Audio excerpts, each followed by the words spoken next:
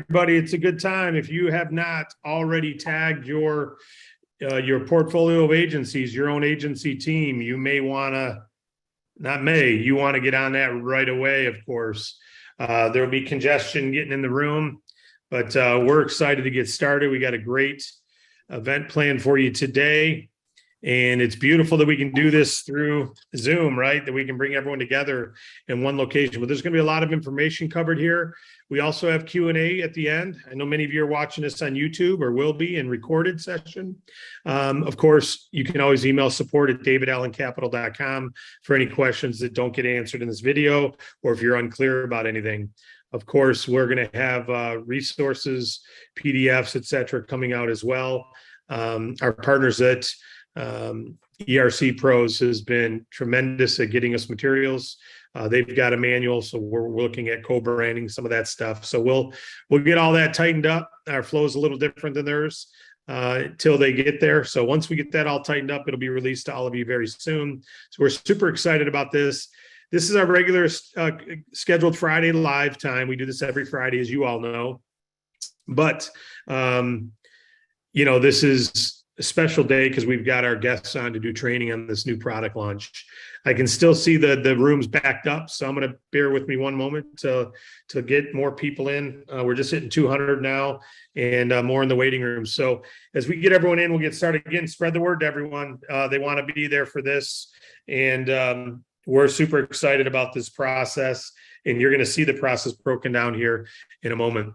But let me get I'm going to get in my screen share and start getting into the comp plan, just out of respect for everybody's time. So thanks for being here early. So I'm going to do a screen share. And then after I get the screen share going, I'm going to go over a couple things and we'll roll from there. Again, folks, if you're just happen to stumbling into this today, you're one of our agents and you just saw the email that said get on training or something.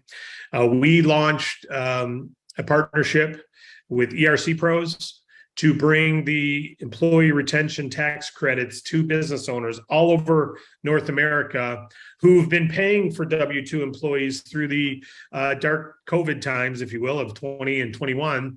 And they're now eligible, many of them, to get credits and get some of that tax that they've already paid on W-2 employees back. I mean, these are people, again, who retain their employees, didn't lay them off and put the burden on the government back then for unemployment. They retained the employees, had the burden on themselves, kept paying those employees. And now the government's saying, hey, we're going to give you some credit back if you were impacted negatively during that. And you're going to hear more about that in this training. But just so you know what it's all about, they can get up to $26,000 per employee. So it can be sizable. And I'm going to get into some screen share here, going through comp plan first. We're going to talk on compensation a little bit first, and then we're going to get into the process of the ERC Pros, what the client will go through, how they go about getting the credit, what your role is. And then, of course, in the end, we're going to take some questions on, Jeremy's going to talk about customer acquisition, different things on approaching clients, how to overcome a couple objections, et cetera. And then we're going to take your questions. So we love doing these live so that we can answer all your questions, but let's get right into it.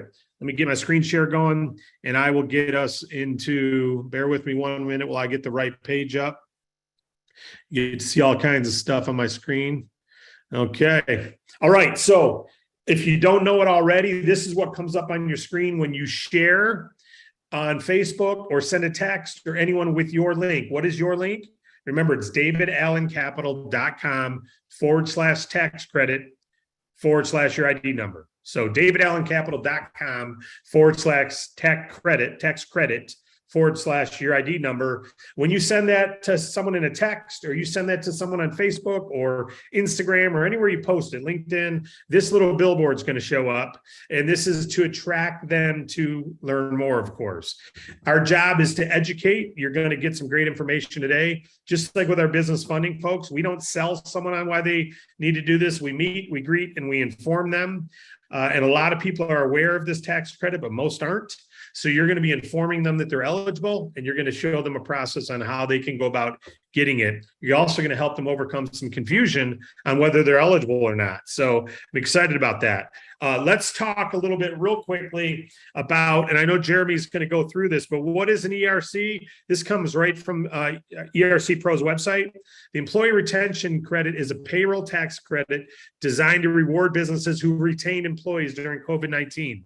It was initially signed into law in March 2020 as part of the CARES Act, but it was amended and expanded, called the Consolidated Appropriations Act in 2020 and the American Rescue Plan. Okay. So what happens is these employers who employ people, they don't have to be small businesses. They can be up to 500 employees. In fact, business owners can receive a credit of $5,000 per employee in 21 and $7,000 per employee per quarter for 3 quarters in 20 and then 21. So that can total up to 26,000, but they look at each quarter individually as its own season, if you will. But the total combined, and our pros at ERC Pros do all this for us, total combined can be $26,000. So when they get that credit, you can do the math. If someone had 4 employees and they had full credit, it'd be over $100,000. This is not a loan. This is not like the PPP where they got to get forgiveness or got to get approved. They need to prove eligibility. The ERC Pro team will focus on proving their eligibility, maximizing the credit they're eligible for without fudging things, but maximizing what they're entitled to receive and getting them what they're entitled to receive without being dishonest, by protecting them long-term so they don't have some audit challenge where they lose down the road and have to pay it all back. Legitimate criteria, legitimate eligibility, maximize that. And our ERC pros on average will get 15 to 20% more than an employer would find on their own doing it themselves or with the inexperienced accountant. So you're going to see this is really cool. They can actually show them more qualifications. It's almost like if you had a CPA do your taxes, you're usually going to pay less than if you do the taxes yourself, because they know certain, not loopholes, but they know certain incentives the government's put in place to give you credits. Well, guess what? The CPAs at ERC Pros have done this, have helped thousands of clients with this ERC credit, so they know how to help your client, right? So what will happen is they help maximize the credit. We charge nothing up front, like that last little billboard said, nothing up front. Most others charge a retainer up front, whether you get a credit or not. We charge nothing up front. And then what happens is, even though we're helping them get usually 15 to 20% more credit, we charge them 20% only if and when they get the credits. So they pay nothing, but if they get approved and they get the credit, not approved, but if they're eligible, entitled, show the documentation, get the credit. Once they get paid, then once they get that check, then they pay ERC Pros at 20%. It's not a retainer, but it's a percentage of the credit they get, and you're paid off of that. Okay, you're paid off the credit as well. So that gives you an idea. What do you pay? ERC bonuses. These are for all types of businesses out there, folks. This can be for any type of business. That's why we have that image. Your retention credit that you're going to get is 4 to 6% of the credit amount is what you get. So if you have that 4-employee company, they got 100,000. That's a high credit. But let's just say 4 employees got 100,000. What's 4%? You make 4 to 6 grand. Okay. You're only paid after they pay ERC Pros, of course. Right? But you get 4 to 6% of the amount. So again, someone only has 1 employee and gets $10,000 credit, you're going to make $400 to $600. You're paid the day after we are, as we do now. We pay daily, right? So the day we're paid, you're paid. Now it's generally after they get the credit and pay for it. There's generally about a 2-week cycle before we're paid from ERC Pros, right? So it's not super immediate. This could take 3 months, could take 5 months before you're paid on this. So this is like accumulated commissions over time. It's not upfront. We're not charging anything upfront. Okay. As an example, you get to maybe a contractor who had 16 employees and they got a $400,000 credit. I mean, this is money you're helping them get. 16 grand. You're getting up to 24, getting paid the day after we're funded. Now, how do we get the 4 to 6? You're getting 4% minimum on all of your credits. And you're getting up to 2% more based on your leadership rank. Okay. If you don't know that from our pay plan, obviously watch the pay plan. Now, there is an exception to this. ERC Pros offers this real cool incentive to the clients. Is okay, listen, your fee is 20%. Let's say your credit's 50,000. Your fee is 20%. It's going to cost you 10,000. But if you pay upfront right now, we'll only charge you 18%. So if they charge only 18%, your income drops down from 4 a little bit. It's the same proportion. Okay. So when we say 4% minimum, because most all clients just pay the 20%, they don't take advantage of that savings. They don't have the money right now, or it's not, the value isn't there enough, whatever it may be. So it's rare that they're going to do it. But if they do, just know that your commission drops a little bit because obviously the fee went down. All right. But for most cases, it's going to be a full 4% that you earn minimum up to 6. Someone gets a $1.5 million credit, $60,000 to $90,000 paid the day after we are. And that's a 60 employee company. I got an email from someone who's probably on here right now. His name's Mike. I won't say his name, but he got our email. He says, I've been doing this for another company for the last 4 months, and I've gotten 26 companies who average 21 employees each.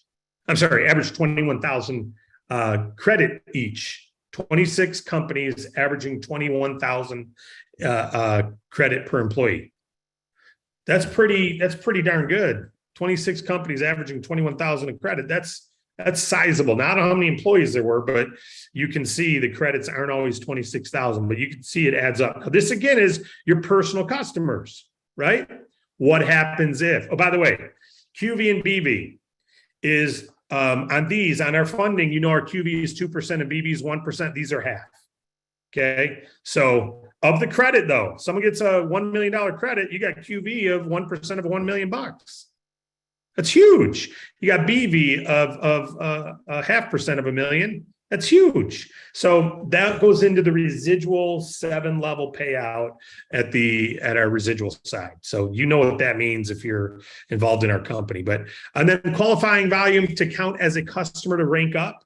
It counts at 50% the credit. So if it was it'd have to be a $12,000 credit for it to count as a qualifying customer, because it'd be counted as 6,000 toward qualifications.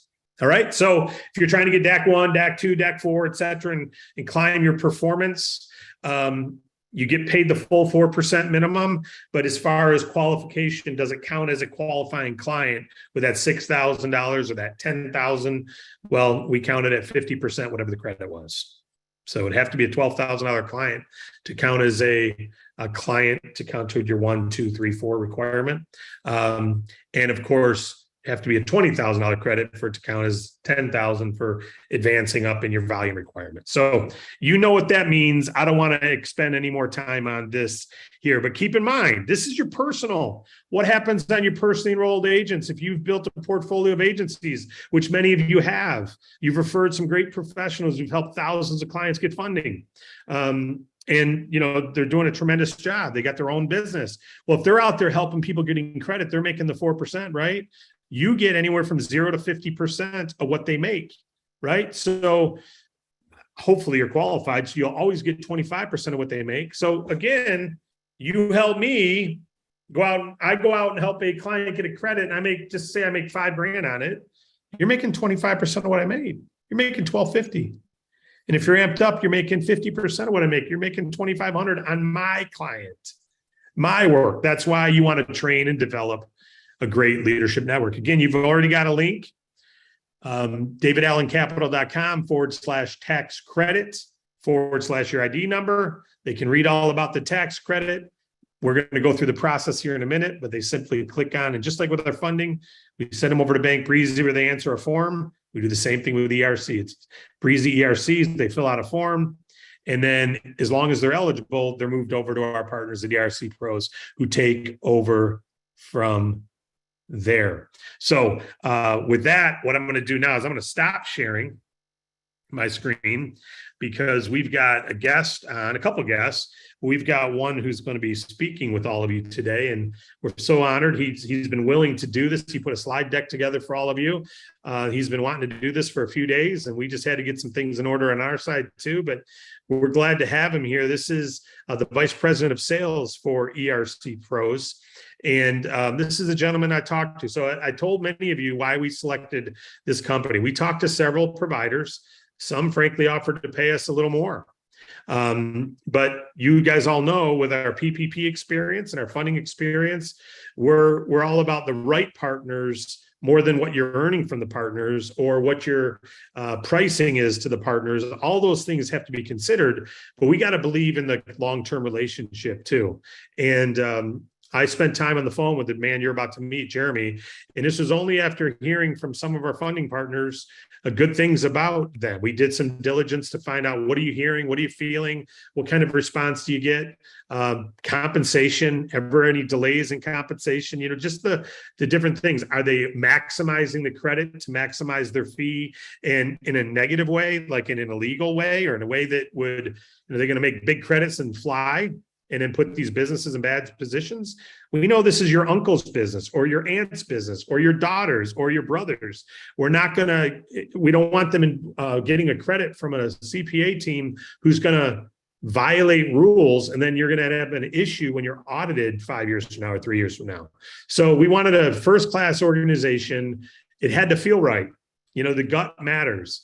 And I told Jeremy flat out, we had others who offered us more money. And I said, Jeremy, I'm just going to be transparent with you. This is what we were offered by others, but I'm just more comfortable with you guys as where you're at. So, this is I think you're going to get the same feeling.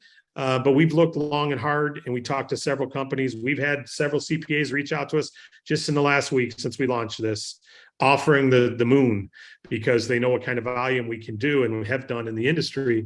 We're very pleased to have this organization. Now, I'll tell you this too. Jeremy led a national independent agent team that marketed products to consumers. So he understands the business owner and visionaries you guys all are. He knows every one of our agents is really their own independent business and their hunger and desire. And so he gets you, and he gets how to support you. So not only do they have the right program for the clients to have the CPAs to manage the portfolio right, but they also get you. And so they want to help you get access to things you need. And you're about to see it right now. So with that, I'm going to introduce all of you to Jeremy Asmus, the Vice President of Sales. I know you can't give him a audible applause, but give him a visual applause. Jeremy, how you doing, buddy? Hey, doing good. Thanks for that intro. That was maybe one of my better ones I've heard. So I appreciate it. Well, I really do appreciate you, as I've told you privately, but I really am appreciative to have you guys as partners of ours, and we plan to send you great clients. And, there's going to be hiccups, as we all know, but you'll never find that they're intentional, or we're not trying to be greedy, and we're trying to do right by our business owners. And I know you are too. So let's all make some money, but by taking care of it and serving the business owners first. Definitely. Well, I appreciate it. Let me share my screen.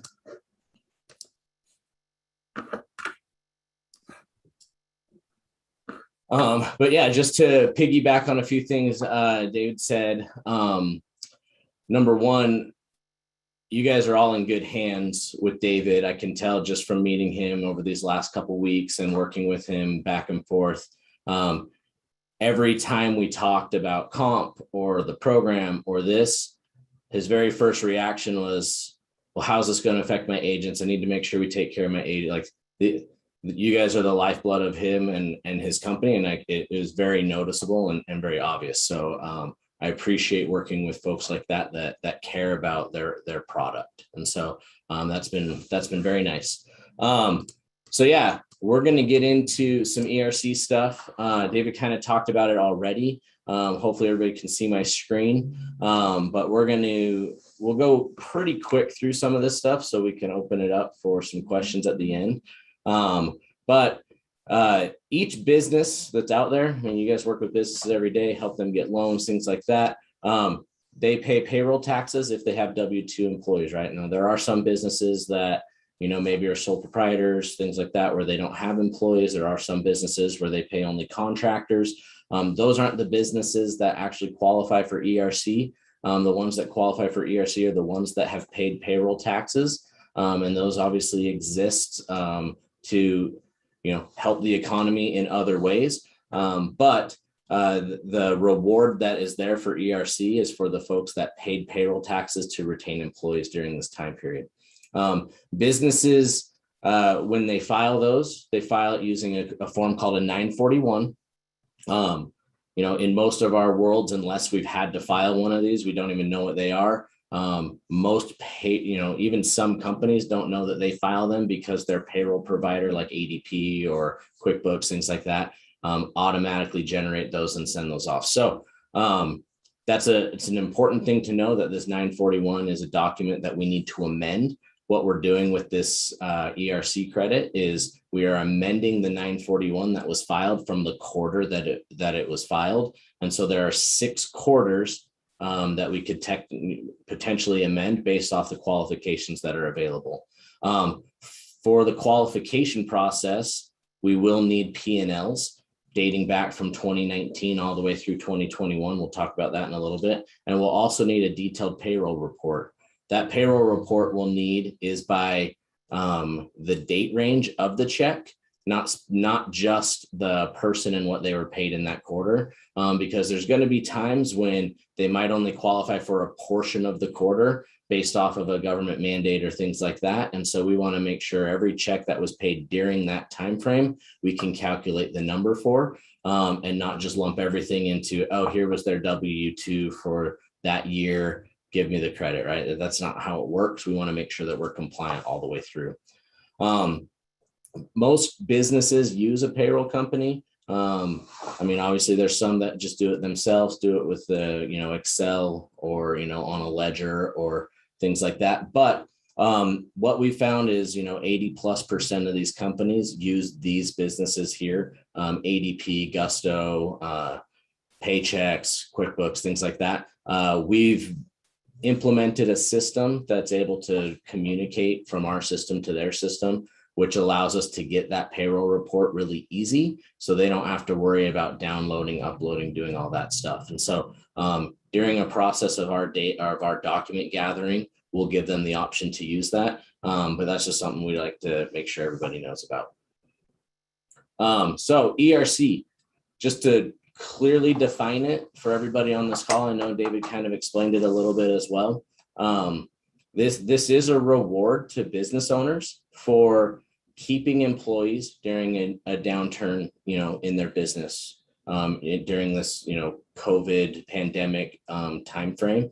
And so a lot of people are going to say, oh, I don't qualify for ERC, I made money, right? So this isn't a punishment for businesses who were good at doing business that still made money. This is a reward for businesses that were impacted. And so is it possible to be impacted and still make money? Well, yeah, if you changed your business operations because certain mandates made it to where you couldn't do your normal business operation, now there's an opportunity for you to still get a credit, even though you were able to make money. And so what's out there, right? He already mentioned it, which was $5,000 per employee in 2020. So there's 3 quarters that qualify. It does max out for the year, so it doesn't reset each quarter in 2020, but there is $5,000 per employee in that year.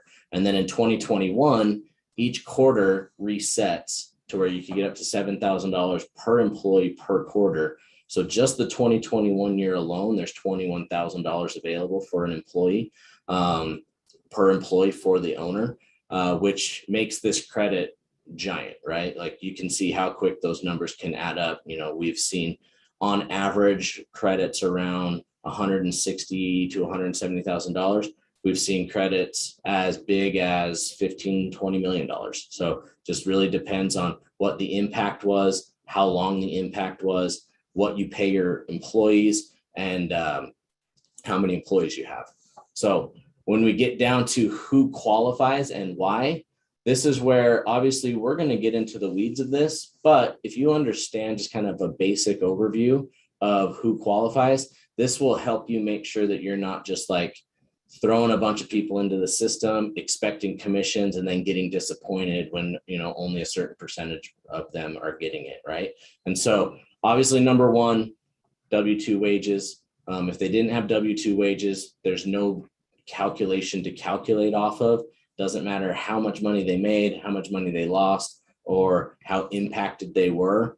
The calculation is based off those wages. So if there aren't wages, there's zero, right? 0 times 0, or 0 times any number is 0.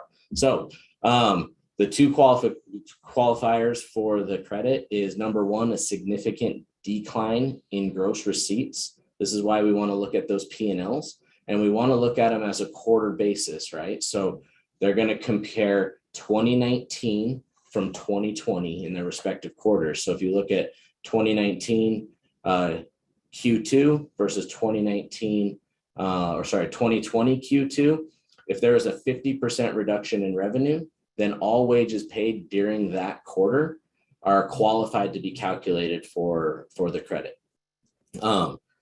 The same thing goes for 2021 and those quarters, except for it's a 20% reduction in revenue instead of a 50% reduction in revenue. So a lot of times we talk to, a restaurant's a really good example, right? And so Q2 2019, they own a bar and grill. People come in, they watch the game, they drink, they dine, they do all that stuff.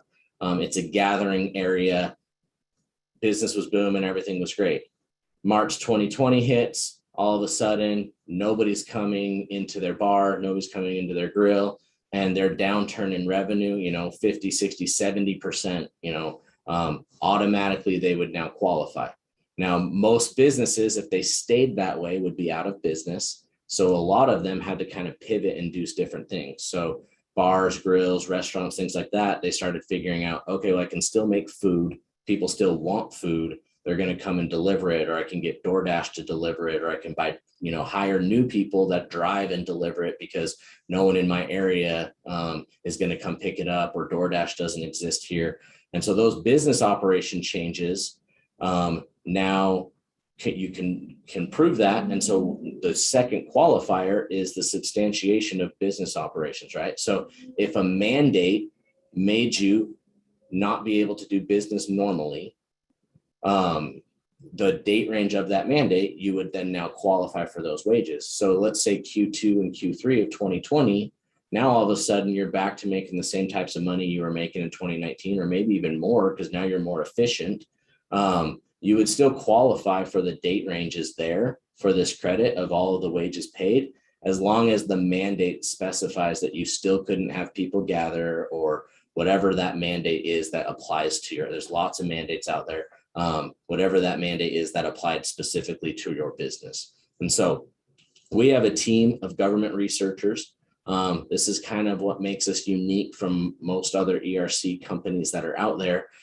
It's spearheaded by tax attorneys, where their whole job is to read all the law code, make sure they find all the mandates in that area, understand the operations of the businesses and the clients that are coming in, and apply those things, and give our calculators on our accounting side the exact date ranges of, hey, even if revenue doesn't count here, these date ranges count. So make sure you add these date ranges in for your calculation.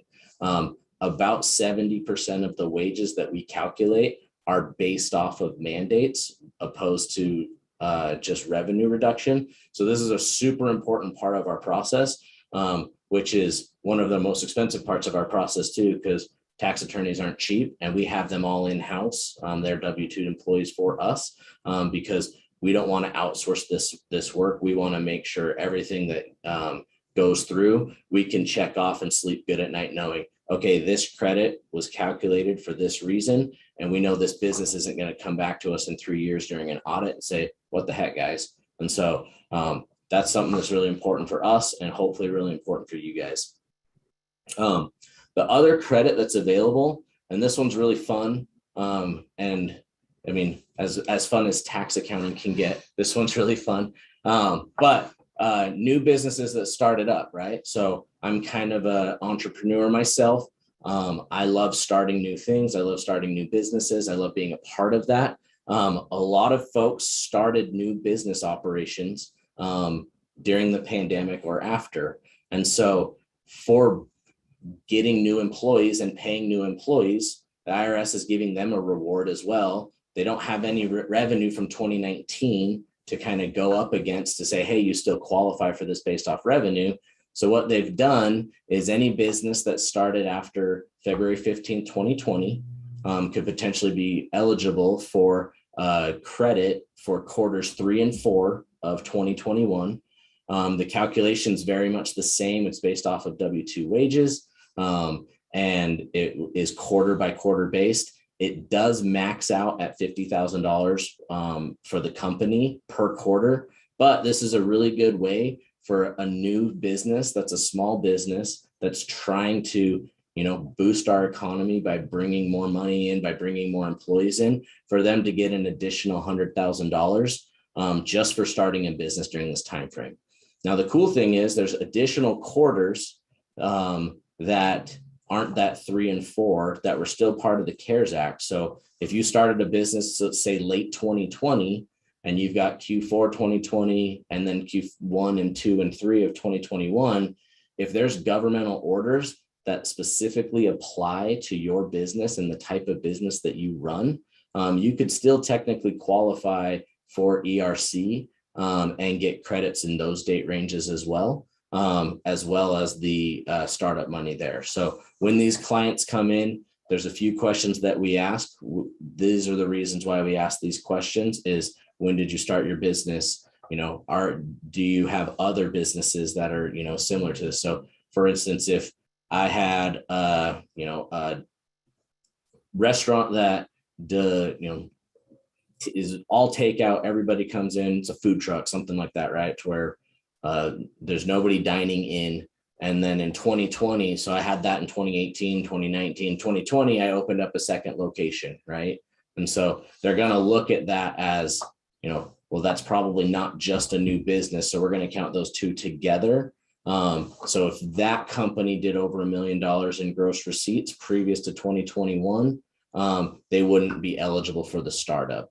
If they didn't do that and they maybe started, we're kind of trying to figure things out, and then, down the road, they started making money, the new business would still qualify if it was a new entity.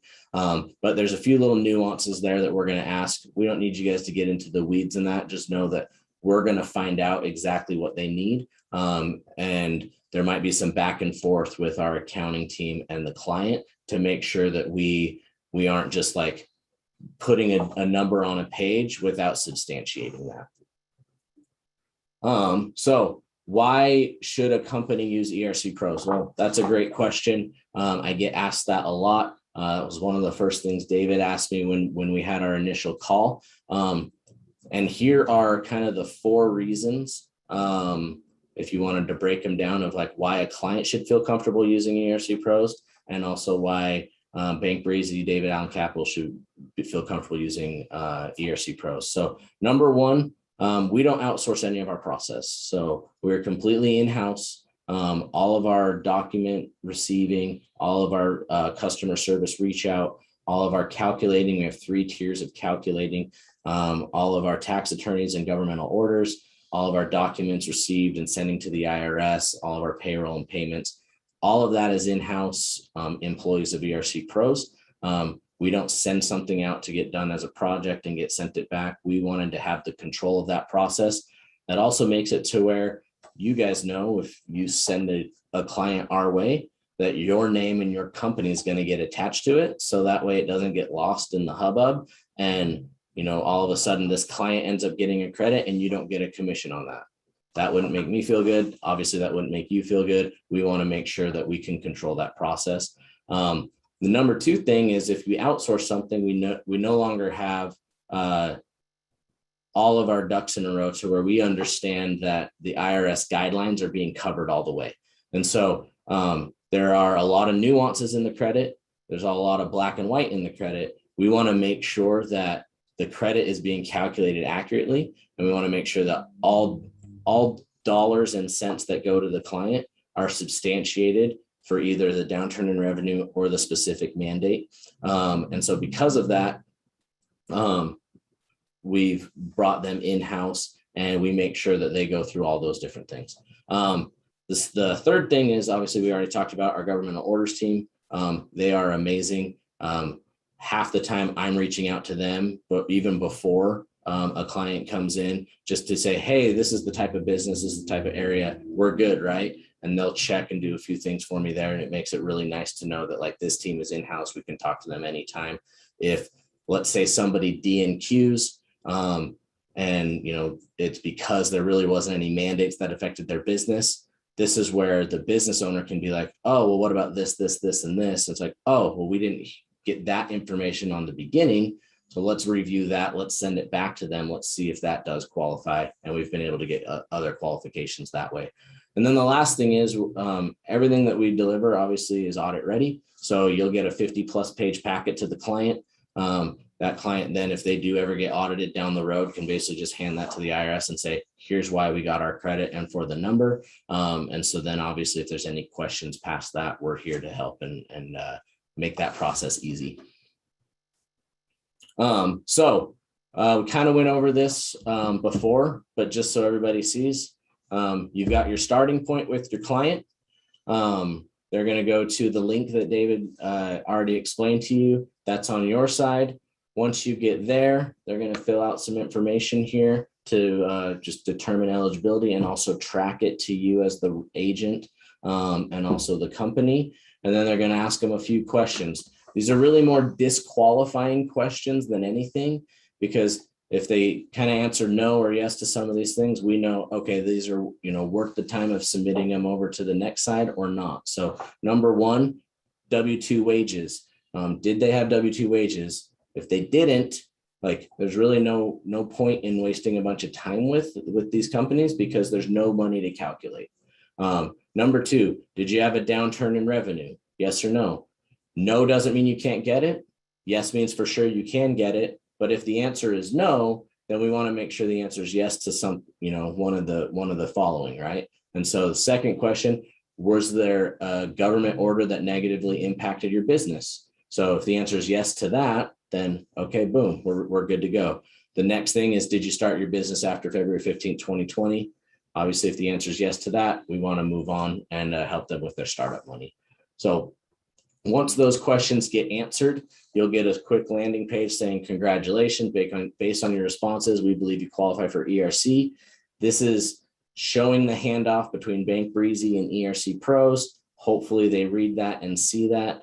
When we reach out to the client from ERC Pros, we are going to also mention Bank Breezy, just so that way everybody knows, oh, this is who's reaching out to me. It's not just some rando giving me a phone call or an email or a text. But once you click the continue qualifying button here, that now goes to our side. So we're going to clean this up a little bit. This is what it looks like today. So I wanted to show you that.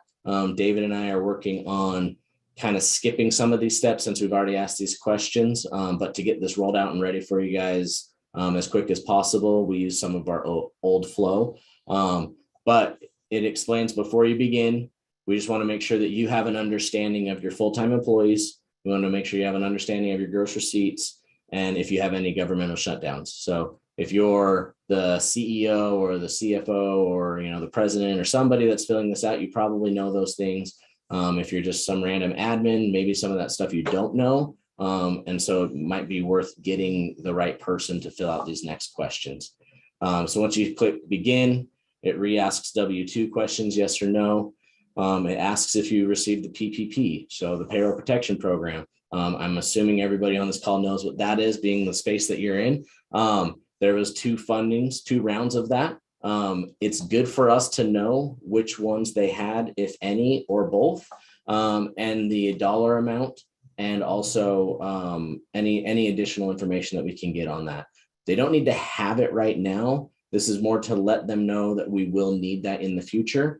Because these are both part of the CARES Act, certain PPP credits that you were able to receive will be deducted from parts of the ERC credit. It's a little tricky how that works, but just know that there is a potential that you would be able to get both. There's also a potential that some of the ERC would get eaten up by previous PPP that was there. Next question we have is, does anybody own more than 51% of the company? This is an important question for you guys to understand, as well as the client to understand, mainly because if you own 51% of the company or more, you're considered a majority owner. If you're considered a majority owner, your wages and your family members' wages don't count for the ERC credit. So if you're a small business, mom and pop type company, I own 51%. My partner owns 49%. I have 3 of my kids that work for me. Those wages don't count. And so maybe there's only one other person where their wages would count. Still submit them through. We can do a preliminary check to see if it would be a credit worth doing. But just so that they know ahead of time, any family members of a majority owner don't count for this credit. Now, if you're 50-50 partners, nobody owns the majority technically, unless you're 50-50 partners like with your spouse, then that would count as the majority. So right here, they would have you list the majority owners, family members' names and submit those. That way we can take them out of the preliminary calculation. Does the owner or any of the owner own other businesses? The reason this is important is they have a thing called the aggregate rule. Some entrepreneurs, as you know, own a lot of different businesses because they've really figured out how to start businesses and keep things going. Based on the type of business they are, and also based on, the ownership group, as long as it's, a majority ownership group that's controlled, we would need to aggregate those as one group. So when we're talking about how many W-2 employees somebody has, we would want to lump all those together. So if I owned 5 restaurants, each restaurant had 10 employees, I would need to say that I had 50 employees, not just 10 employees per business. Now, if I'm not the majority owner, or if there's a bunch of different partners I have with each restaurant, maybe I own 50% of all 3 of the restaurants, 51% of all 3 restaurants, but somebody else owns 49% of all the other restaurants. That's going to get a little tricky, and it potentially will de-aggregate those. So the last thing that we ask the company when we're getting the documents is to understand the cap tables of each of their businesses. We'll go over that in a second, but that will help us to de-aggregate different companies so they could qualify as individuals instead of as a whole. Did you start your business before January 1, 2019? The reason we don't use the February 15th date is because if they didn't start before January 1, they won't have a P&L to go from Q2 to Q2 of 2019, right? And so we asked this question. If the answer is no, then we kind of figure out which date range it was, and then move on from there. How many full-time employees did you average in 2019? This is actually a qualifying question for the ERC credit. And so to get the credit from 2020, you had to have less than 100 employees full-time on average in 2019. To get the 2021 credits, you had to have less than 500 employees on average in 2019. And so how they define a full-time employee is different than how the PPP did it. How they define a full-time employee for the ERC credit is employees with over 30 hours on a payroll period. And so when you look at your payroll periods, maybe you had 600 employees, but each payroll period only had 75 people with 30 hours or more on there. They would still qualify. Once you get to the calculation of the wages, doesn't matter if you're full-time, part-time, whatever, all wages paid W-2 on that pay date that counts will count for the calculation. And so you might max out some employees, you might not max out other employees, but all of those go into the calculation for those date ranges. Last question here is, again, just going over the specific mandates, making sure that, was your business operations affected because of some of the mandates that were out there? And do you remember specifically which quarters you had to change your operations? Now, we're going to go in and figure this out anyway. And so by default, if you pick all 6, you're totally fine. What this is doing is it's going to give the client just like a preliminary calculation of what this could max out at the employee head count times the quarter times the amount that was available. And at the top there, it could tell you like $300,000, $400,000, $500,000 based off of the answers that you're given. Now, that's definitely not like the actual credit that's going to be there. That's more of a way for them to know like, oh, this is a real thing. And there's a lot of money here. I'm going to make sure I upload all my documents. So that way we can find out the exact number, because this is a lot of money that I would be, missing out on if I didn't go through this process. So once they do that, they'll fill out the rest of their information. So on our side, we have all of the name, address, phone number, business name, business email, and then we will start our process. So what a lot of people want to know is, well, what happens next, right? So what happens to the client after they fill everything out on our side? So this slide kind of explains that, right? First, you go through the process we just talked about. Number two, the client's going to get an email. This email confirms the answers that they've already given. And it also just lets us, basically, they sign off to let us now correspond with them via email or phone or text.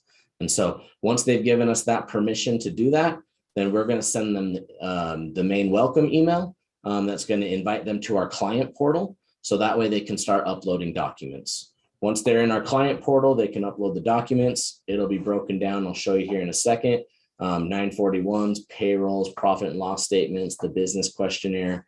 We're going to then do all of our calculations from the time we receive all of the documents to the time that we have everything ready for them to sign. Somewhere between 7 and 14 days, just depending on how many nuances there is and how big the company is. Sometimes it's a little bit quicker, sometimes it's a little bit longer, but that's kind of I like to shoot for that 10-day range. Then we DocuSign out to the client. They agree to the 20% or 18% terms. Piggyback on what David said with that discount. The nice thing about that discount is when they pay it up front, we all get paid up front, right? So yeah, we all take a little bit of a pay cut, but now we're getting our money today instead of 5, 6, 7 months down the road. So that's a huge, time value of money right there, right? And so this is just a quick overview of our flow, just to kind of explain to you how much work we're doing into each client on the back end. So once that questionnaire gets filled out, the application, it goes into these different statuses. We're going to report these statuses back to Bank Breezy, David Allen Capital, so that way they can give you these statuses as well. So we're going to be waiting on the documents. We have our customer service team that's going to be helping get those documents with some sort of a cadence, as a call and a reach out. Once we receive the documents, they're going to review them. If everything goes through, full docs received, on to calculation. If we're missing something, or maybe something was labeled incorrectly, we'll reach back out to the client and make sure that we get the proper documents. Once it goes through calculating and the preliminary calculations, then it'll get onto our tier 2 accountants.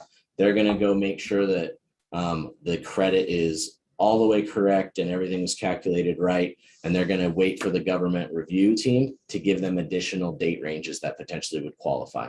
Once that goes through, then it's ready for review, and our CPAs are going to do the final sign off and let it be ready for signature. That will then send out for DocuSign. Once that's DocuSign, they'll click to pay up front, pay on the back end. So you'll know instantly, like if they're planning on paying today or if they're planning on waiting until their checks go. And then we'll send out those invoices and make sure everybody gets paid. So those statuses are going to be readily available for you guys. So everybody knows, hey, where's my client, where they're at, when am I getting my money? So, because obviously we know that's the most important part. Okay, this is what the client sees. Client will see a welcome to Canopy. They're going to log in, and then they're going to see this main page here. It's going to tell them these are the things we need broken down. And then here is a link to understand your business operations. This is very important, and I'll explain why in a second. Then they'll click this link here, or they can just drag everything in. If we're missing anything, we'll let them know through here. That also triggers an email back. Hey, we missed the 941 for Q2 of 2021. It must not have gotten uploaded. Upload that so we can move it along, right? That sort of thing. Super simple process. This is a secured portal that's specifically designed for accounting teams and accounting software. So they can, rest assured they're not having to just send stuff through email and things like that where it could get lost or just sit in somebody's inbox. The last part here with this questionnaire, the longer we've done this, the more we've realized this is a very important part, right? 70% or more of our calculations every day are based off of these mandates where the business operations changed. If we don't understand this client's business, then we won't understand how to apply the mandate to those business operations. So this questionnaire right here is for the client to break down exactly how their business worked, currently works, and what changes maybe were made, so that we can go in and find the impacts that made that happen. So they're going to go through here, just a few normal questions, right? Who's actually filling these out? That way, if we do have a question, if it's not the CEO, maybe it's the president, we can know who to reach out to. Does this company use a PEO, a professional employer organization? This is kind of important for us because we're trying to handle from A to Z on these clients. If a company uses a PEO, the PEO is actually the one that filed the 941s, and the amended 941 instead of a 941X is a 941R. And that actually has to be handled by the PEO. So if they do use a PEO, we need to get a hold of the PEO and make sure that they're okay helping us with this document receivable part. There's also a chance that the credit coming back to the client will be delayed because the IRS is still having a tough time organizing and figuring out how PEOs work. So just a quick heads up on that. When did you start your business? How does your cap table break down? This is going to help us really break down that aggregate rule that we talked about before and understanding that. Do they own other entities? If they do, what are those businesses and what are those entities? Did you receive any of these other funds, the Restaurant Revitalization Fund, the Shuttered Venue Operations Grant? Any of these things we would need to know to make sure that we aren't accidentally giving additional credits that maybe were already given to that client. We just want to make sure that they aren't accidentally, double dipping on something that they shouldn't. Then we get down to here. Let's see.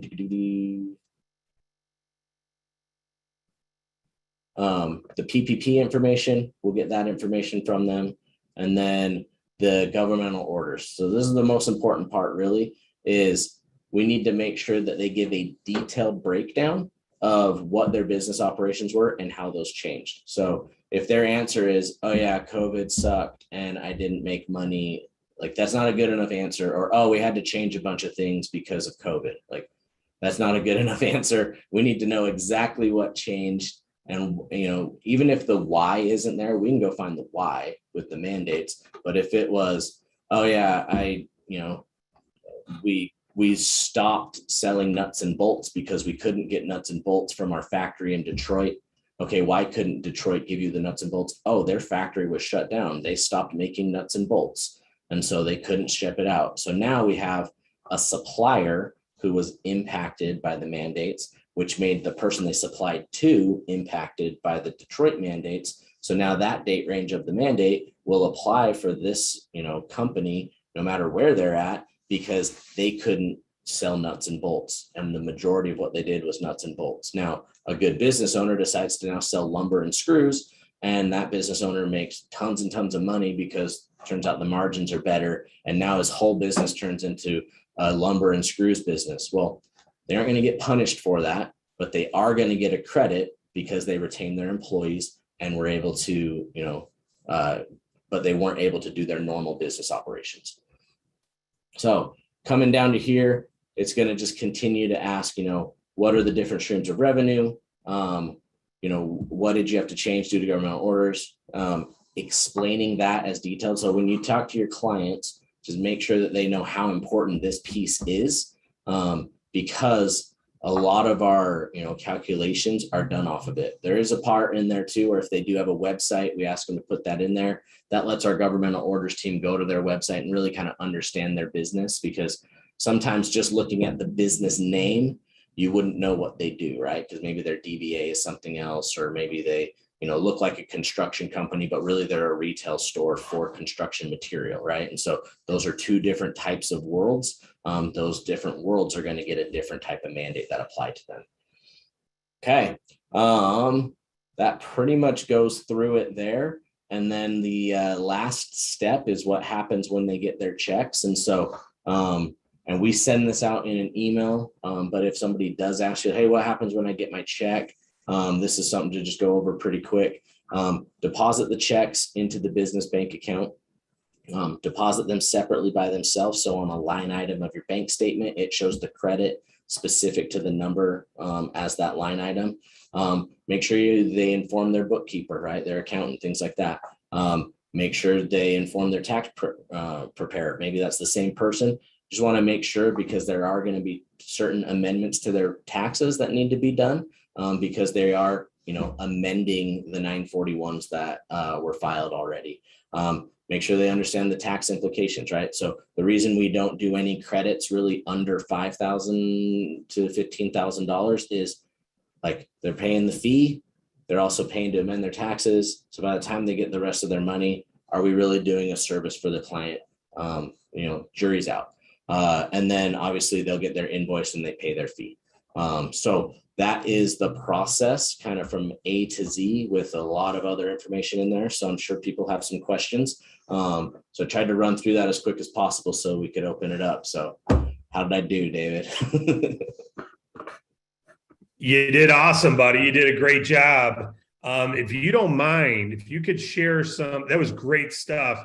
By the way, folks, if you notice when he was going through the screenshots, as you got onto the intake pages, there was a little chat bar in the bottom right, a chat little box where your client at any time can click on that chat window to chat with someone live, and that can turn over into a phone call as well. Can you just touch on that briefly, how that works, Jeremy? And then I'd love if you could touch on some ideas on approaching business owners, recommendations on what to say or how to sort through that discussion with them. Yeah, so we call them our CSM team. They're a customer service team that is specifically there to help your client get the next part of this process done, right? And so sometimes that handoff of like, hey, here's this thing for ERC, and then you kind of just cross your fingers and hope everything works. A lot of the times that just doesn't happen. So we hired a bunch of folks who their full job is to kind of handhold your client through this process to make sure, hey, I don't understand what this 941 is. Can you explain that to me? Or, oh, what kind of payroll information are you needing? Like, I have ADP. Like, can you show me an example of what you're looking for, right? They can email them an example, things like that, specifically what ADP looks like, a walkthrough of how to get their documents from ADP. Just makes it really nice. So that way they feel like they have someone they can contact and they get assigned one-to-one, right? And so a client has a person. It isn't just a team of people that they, shotgun into. That person will be with them along the journey. And then your second question is, how do we approach these clients? What kind of questions do we ask? So number one is really, I like to kind of begin with the end in mind, right? So I'm not going to really waste my time with a business that I don't think is going to qualify or isn't like kind of one of the main qualifiers. So, what state are they from? Are they from a more leaning Democratic type state and they had a lot more mandates and so their business was affected more? Those definitely help. Number two is what kind of business is it in, right? Are they an e-commerce business where they do 99% of what they do online anyway? People could be remote. And so all of the stuff that happened to them really wasn't affecting their business operations. I probably won't spend a lot of time with those folks. Like I'm going to go find, okay, did you gather? Did you have to meet face-to-face to do this type of business operation? Like what was your business and what do you do? Did COVID affect that? Yes, it did. Okay, let's get started. And so a couple of the objections that we get that I just want to kind of bring up out the gate is number one, some folks will obviously say, oh, I don't qualify for this because I made money, right? We kind of already addressed that. Second one we get a lot of is, oh, my accountant says I don't qualify for this because of da-da-da-da, right? Or, the interesting thing with this credit is it's changed a few times. And so out the gate, if their CFO or their accountant were like, oh, you probably don't qualify for this, there's a really good chance that they do qualify for it now because of some of the amendments that were made. My favorite concern is, oh, my accountant says I don't qualify for this, because that allows me to then say, oh, well, let's have a conversation with your accountant. Guess who doesn't want to do ERC credits? People that are doing your payroll accounting. They're super busy doing payroll accounting. They don't want to go read 400 plus pages of tax law to make sure that they're taking care of their client, and not doing wrong by them by giving them a credit that they shouldn't get. And so most accounting groups that do, small business accounting don't actually understand how ERC works, and would love to have a relationship with somebody like you and somebody like ERC Pros who does know how it works, so that they can just say, okay, cool, you guys take care of them. Sounds like they know what they're doing. You can move on. And now that, oh, I'll let my accountant take care of it, like that concern is now gone. Good stuff. And then, by the way, I just want to mention the process. Jeremy had mentioned status updates, guys. Right now, we don't have an automated way to get status updates through Bank Breezy to you. So as we mentioned on a training in the past, we do have a way to see once all documents are received and have passed review. So what Bank Breezy is going to do is email you a status update that your clients' documents are all in and have passed reviewed. If you don't get that email, and we've been doing that, so I've been sending those emails out myself during this test period. If you don't get that email, they have not yet completed the intake form of filling out all their information and uploading their documents. If you've got that email from us, then they have. So just know that going in, you won't get automated status updates now, but we are working at things just like we've done with our other funding partners.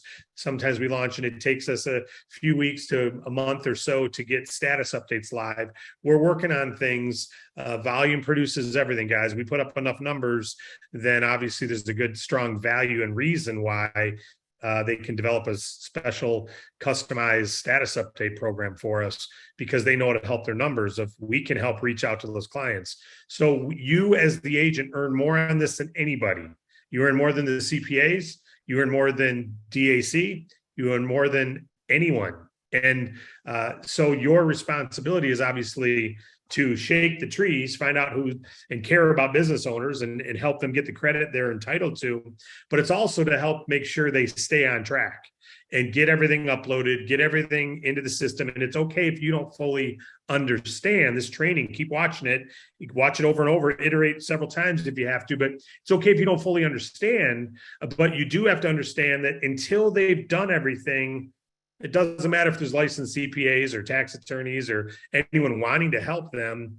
There's nothing we can do until we have all the required documents. So that's where you come in. Until you have that, shake the trees, reach back out, keep them on track, let them know to get back into the ERC Pros portal, upload all their documents. If they have questions, they can click on the chat box right there and talk to them. So you don't have to be able to answer all of them, but if you watch this training over and over, you'll get an idea of what it is they have to do. And if you don't have clarity, right now is a good time to ask questions. So anything you wanted to add to that, Jeremy? Was that all accurate, what I said there? Yeah, no, that sounded good. Okay, good. So they are going to reach out to your clients, guys, but just like we noticed in funding, it doesn't matter how many times Bank Breezy reaches out, or Giggle or Biddy or any of our other partners. They're going to have a low response rate from a stranger. They'll get some responses, but rather than getting 30 or 40% of your clients uploading their documents only, you can get 100% of yours. But they're busy running their pizzeria, or they're busy running their landscape business. They're out there busy. So it's our job. We get paid to follow up and follow up and follow up and follow up. You're going to work to get them a credit. So help them do so. Okay, if you have a question, you can use your virtual hand raise button. And I see we had a few hundred people here. I think it maxes out at 313 because we kept staying there. And then we got another 100 over on YouTube. So there's 400 of you watching now, and I'm sure there'll be a lot more live.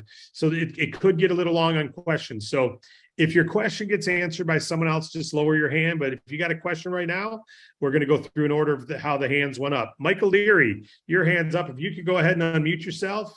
And moderators, if you could, thank you, appreciate it. Michael, you got a question for Jeremy or myself?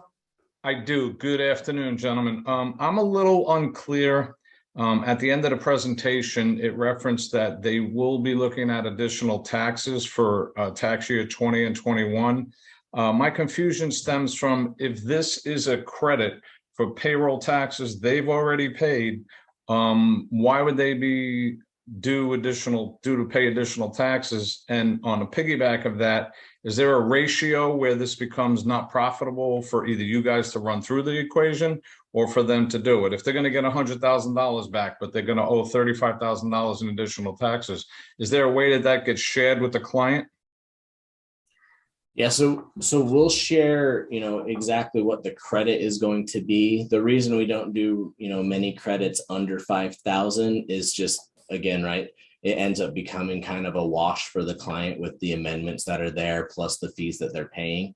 Yeah, as far as to explain, why there is amendment, why they would have to amend their taxes is because they are amending the tax form, which is the 941.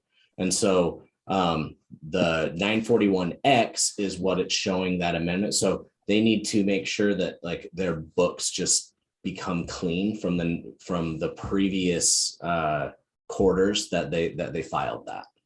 Yeah, and Jeremy, there's not going to be an income tax modification, right? They're not going to have to pay a higher income tax. They just have to make sure their taxes are amended, correct? There's not a tax implication where they're going to have to pay more, but they're going to have to pay for the service of amending their taxes. That's a good question. I have the details of that in an article. Instead of me giving my version of that, what if I just gave you that after the call and then you could blast that out to everybody? Beautiful. Beautiful. Yep. Thank you. Yep. Great question, Michael. All right, let's go to Sergio Flores. How you doing, Sergio? Can you hear me? Yeah, loud and clear. All right, thanks. Okay, yeah, listen, during the presentation, you made reference to if a company uses a PEO. Is that the same thing as a payroll company? Potentially. So a PEO is they're usually the ones that are doing like they're kind of a business in a box, right? They have like a HR, they do payroll, they do accounting, they do a bunch of stuff that like kind of all falls into a PEO.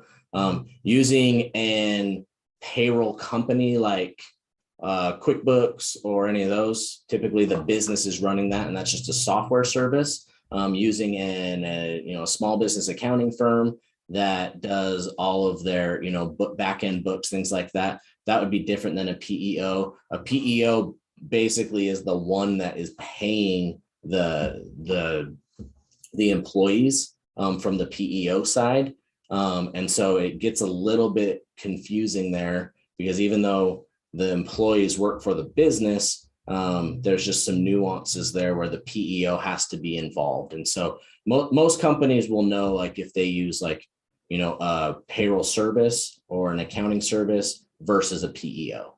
Okay. And real quick, you did mention if a company has already received a PPP loan. Mm-hmm. If a company, for instance, has got a PPP loan and they were able to retain like 300 employees on that PPP loan, those wages are then not qualifying wages for ERC, are they? Yeah, great question. So to get into the weeds of it, you'd really have to see like exactly which wages were calculated for, how much of the, when you could allocate the PPP loan, where it went, how much of that was allocated towards the retention, because they had the ability to put some of the percentage of that loan towards building costs and things like that. And so that's why we want to get that PPP information. So that way, when we're looking at the wages calculated, any wages that were specific to, and any PPP that was specific to it, those date ranges we wouldn't calculate as part of the ERC. Now, there are additional quarters that qualify for ERC. So there's a lot of ability to get both ERC and PPP. But during those specific date ranges, we would make sure that we didn't accidentally double dip. Okay. Yes. All right. Thank you. Basically, we don't want people to be under the impression that if they got PPP and claimed employees in that they're not entitled they may be entitled, folks. So that's the whole key. I shared a story the other day of someone who might be on right now. His name's Ivy. I won't say his last name, but he was telling us a story about how his CPA told him and his buddy they're not eligible. He wasn't, because he was a majority owner and it's all family members. But his buddy was eligible and got $756,000 credit. He's already got the cash. And their CPA told them both they weren't eligible. And thank goodness he got a second opinion. So just because someone says they're not eligible, you saw the disqualifiers and you saw the qualifiers on here. And like Jeremy said, a lot of these folks, they're not going to go through the heavy lifting to figure it out, whether someone's eligible or not, to do for free. And they may not be eligible for a credit. Now, how do you charge someone to tell them you're not eligible? Well, you got to spend hours looking at all their stuff before you know if they're eligible. So a minimum, right? So anyway, submit them is the bottom line. Submit them. Okay, let's go to Fred. Fred, how you doing, Fred? Fred Weiner? I'm doing good. So my question is going to want to piggyback off of what you're talking about. And one of them is, I don't like to play banker. It sounds like this guy has a whole professional staff set up. So I do a lot of mass campaigns. So I don't want to qualify my people. Would it be okay if my people just click links? You all are going to say if they're qualified or not. Is that an issue? Well, there's two things. Let me start first before we get to Jeremy. That's why we run everything through the DAC page first, and the Bank Breezy team pre-qualifies. But we're not looking just for leads, because in the end, the follow-up to get the documents is what's most important. So if you are using just referrals that you don't know, then you're depending on the ERC Pro team to do all the follow-up to get documents and all that. And that's not a good recipe. You could have a $70,000, $100,000, $300,000 credit sitting out there that's not followed up. So I would just encourage you, and I'll let Jeremy give his feedback because they support clients like you now. I'll let him give his professional opinion, but I'd say if I'm you, I'm making sure that when I get that email from Bank Breeze that I got someone who started, that I've got a follow-up process also built, not just a advertising reach out process, but a follow-up to work them through the system, because that's low-hanging fruit. They're already wanting the credit. They're already eligible, or you wouldn't have got emailed. And so I would also encourage follow-up to make sure you get their documents in. Jeremy, you want to add to that? Yeah, I mean, pretty simple, right? The more engaged anybody on this call is with their client to be part of that process, the better we're going to be at getting those documents, right? And so at a certain point, the client has to do their job, which is upload the documents to make sure that we can actually substantiate these credits and calculate it. Just coming over to us as a lead, your upload percentage is just going to go way down. If they, have that personal relationship with you, or, you talk to them about what those next steps are, let them know, hey, ERC pros are the ones that we trust full-heartedly. They're going to kind of take it from here. Make sure you answer their emails, make sure you answer their calls. At that point, it just really makes that process a lot easier.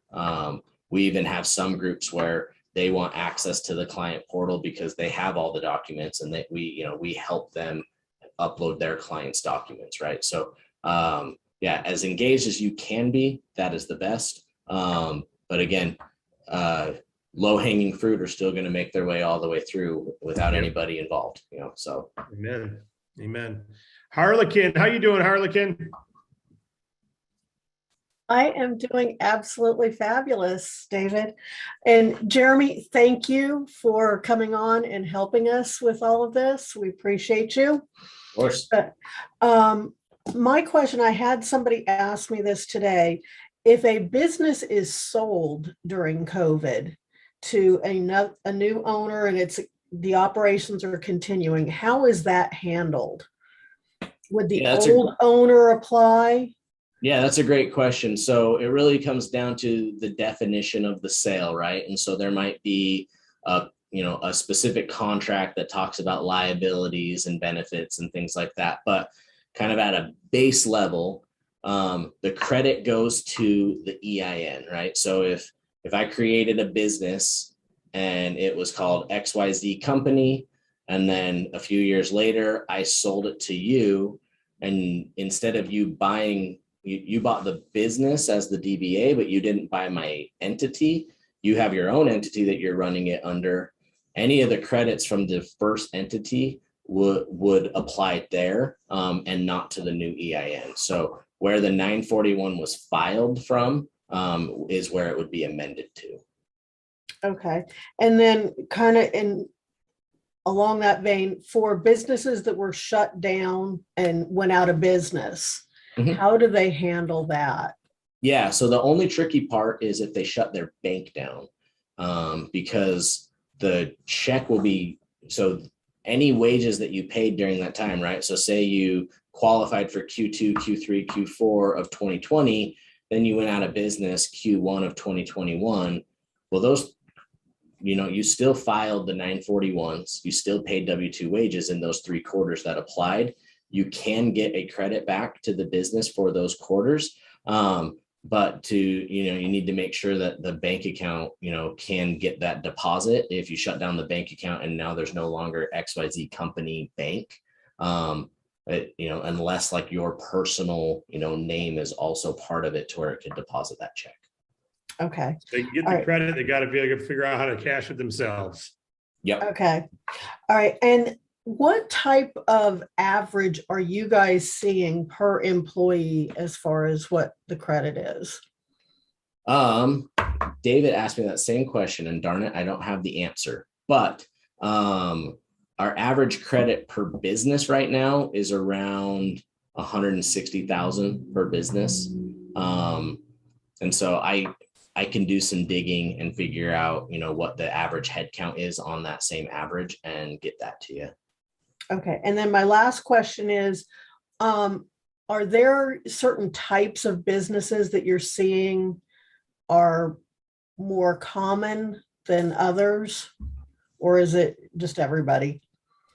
No. If you were marketing, what would your target market be? Yeah, great question. So specifically people or businesses where they needed to, be with people, right? Those are typically how the mandates were impacting, right? Is you couldn't gather, or you couldn't do this, you couldn't do that. Like, so we get a lot of luck in, restaurants, get a lot of luck in churches, actually churches and private schools, where, if it's like a government funding school, then they probably don't have like revenue to, account for, but a private school, they need donations and they need, money coming in. Well, their operations were completely changed because they couldn't have students. They couldn't, do walkthroughs. They couldn't have, teachers in classes, things like that. We found, really there's probably 20 or 30 type industries where, you need to be in front of a person to, do your business, like retail shops, things like that. That's where we find our best luck, just as like a general blanket statement. Then you'll start finding these like little niche pockets, in different states where, some, home health nurse staffing, couldn't do their job, or, things like that, we can get you some details on that as well. Okay. What about construction? So construction is going to be kind of state by state, based on if they were able to continue to do their operations. And then it would also be state by state based off if they were able to get their supplies and the reason why or why not they could get their supplies. And so we've had fairly good luck with certain construction companies in some states. So I know that's super vague, but so I would say if you have one in mind, let's send it through, and we can let you know on our end if that works. Okay, great. Thank you. Appreciate your time.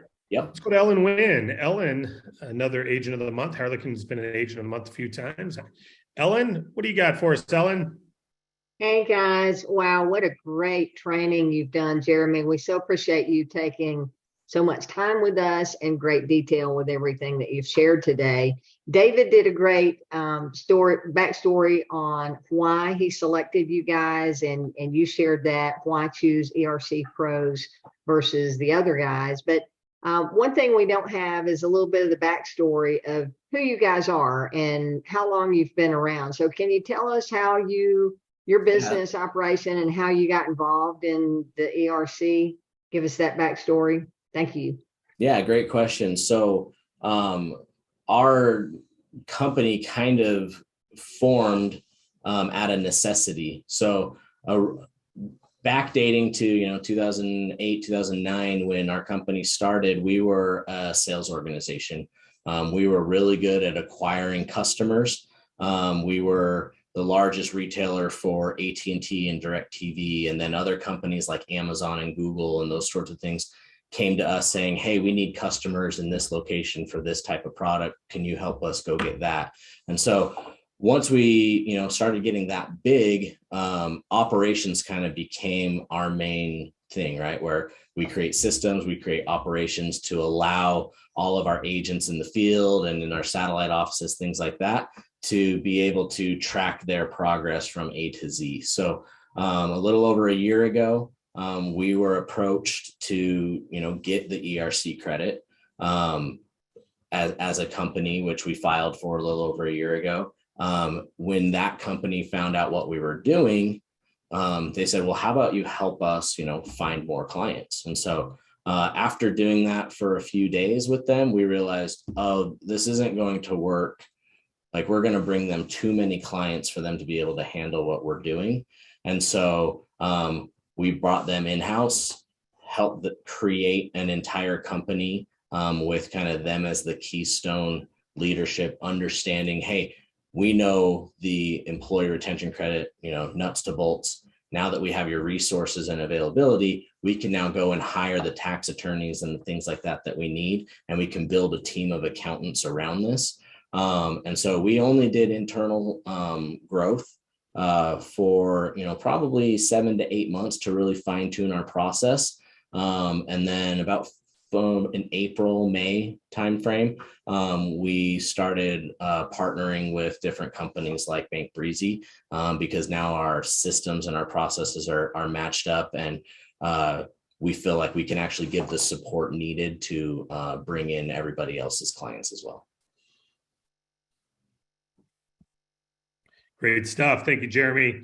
Okay, let's go to Ray. I think it's Ray or Ray. It's Ray. All right, Ray.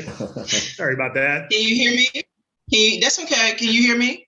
Loud and clear. Okay. Well, I have several questions. I think right now I'm gonna just do a few and then come back later. My question was, because he was showing the portal for the client. The question for that is, for the portal, can the client save the information and then come back later to refill it out? Let's just say they wanted to, maybe they needed to gather some information, they didn't have anything. Can they save it and then come back? Then what I also wanted to know with the presentation, will some of this information be in the resource center? And let me see. And I don't know if this question was already asked, but I'm throwing it out there anyway. If an employer, let's say if I did speak to someone and they had some questions before going, I direct them to the website, would they have to fill everything out first before someone contact them, or could somebody contact them before they fill everything out? So that's what I have. Those are the questions I have for right now. Okay. Jeremy, why don't you handle can they save in their portal and come back and resume later?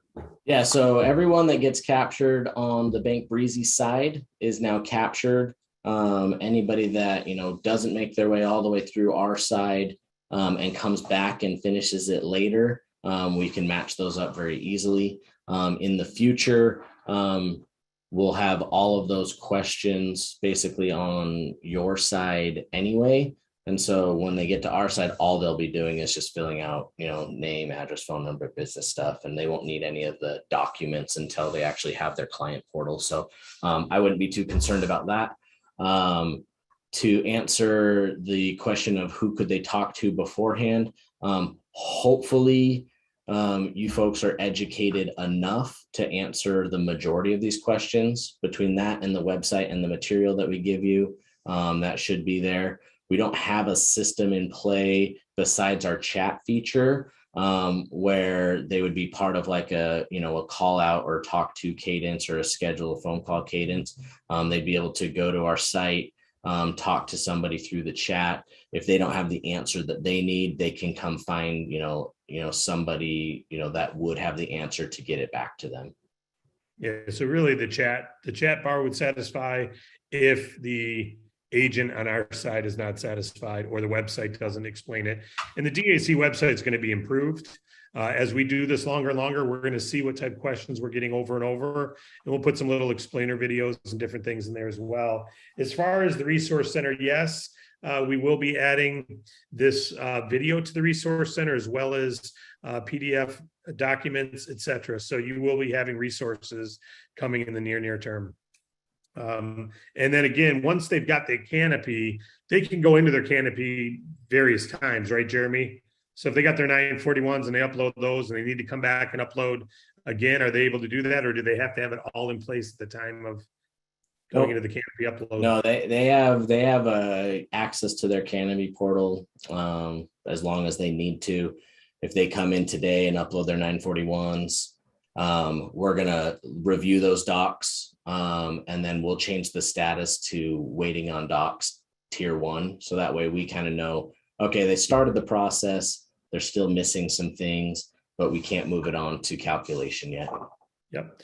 And so folks, we're not going to inform you at this time until the waiting on docs tier 1 is moved and it's gone to calculations, because otherwise they're still reaching out saying we need updated this, or they may be saying we need, you sent the wrong quarter 941s, or whatever it may be. You uploaded something that doesn't satisfy what we need. So until we get that moved forward to the next step, we're not going to notify you, and we'll get better at more detailed information. But for now, no information from us except the initial email means they're still in the waiting to get documents added. Shelton, how you doing, buddy? I'm doing good. How are you? Good. I want to say thank you for all this great information. I have 2 questions. My first one, because you're talking about heavy Democratic state, I'm in one of those, and I live out in a village, is what they call it here in Illinois. And I have a whole bunch of other villages around me that have, each one has a different chamber of commerce. And I'm gonna be reaching out to these businesses as much as I can one-on-one. But I actually talked to the chamber, and this is where the question comes in. I mentioned about it, and he was like, well, we have as our, I believe it's their vice president of their chamber, and she's into the accounting and financing, and she updates us on all the information. I'm like, okay, but that's you guys, not the community. How would you suggest maybe reapproaching that? So maybe you can have a little bit extra word getting out there that we're offering this with the chamber, because these chambers are really close connected with the businesses out in these little villages. What would be your suggestion on that is my first question. So you're asking, like, if I were you, how would I approach the chamber to then, be a trusted, referral to each business inside the chamber? Is that what you're saying? Yes. Yeah, I mean, I would probably just go to them and let them know, like, hey, this is why most businesses haven't filed for ERC yet, is there hasn't been, the PPP loan, for an example, the education on that was very fast and very widespread, because there was money behind it, right? With lenders and banks and this sort of stuff. And so there was a reason why everybody knew about PPP. It also was a little bit easier to qualify for without getting, certain, facts and substantiations and things like that. So ERC is very, it's an uneducated program to the masses. And so I would go in at it saying like, hey, this is, go to that chamber person saying like, we're here to educate these businesses that their accounting teams, their CFOs, they're this, they're that, the other, aren't educating them on, because the credit has changed. They don't understand the amendments. They are, the IRS actually came out 2 days ago and with a giant article, and I'll send it over to David so he can send it out to everybody, but specifically saying that they're going to go after third-party companies that are, calculating people's ERC credits that are doing it wrong, right? And so I would say, like, the reason they should, promote you or promote whatever you're doing is because you're educating to make sure it gets done the right way. Even if they don't go with you, at least you're doing the right thing. And then by doing the right thing, you're going to get more clients. All right. Awesome. Thank you on that one. And then I like that education part of it, that we're here to educate them. Maybe that'll be what gets the one gentleman I talked to look at it from a different light. I really like, I didn't think about coming at it at that angle. My other question, you guys slightly touched on it. I personally know a business owner that he did get approved for the 2020 ERC credit, but he said he didn't qualify for the 2021. I know you said rules have changed. Is that basically how you'd say I should maybe come and talk to him? Because I know him personally, and he's a friend. Should I just, basically the same thing, just re-educate him and let him know that, the rules have changed since probably he filed the first time? And this. Yeah, I would just find out why he thinks he doesn't qualify for 2021. If his reason is I made money, then you can, ask the follow-up question of like, okay, well, did you have to change how you did business previous to the pandemic? And did that change still happen in 2021? And if so, was it because of a mandate, right? And is that mandate still active in 2021? And if that's the case, then during the date range of that mandate, we could still get him credits. Okay. All right. Awesome. Thank you so much.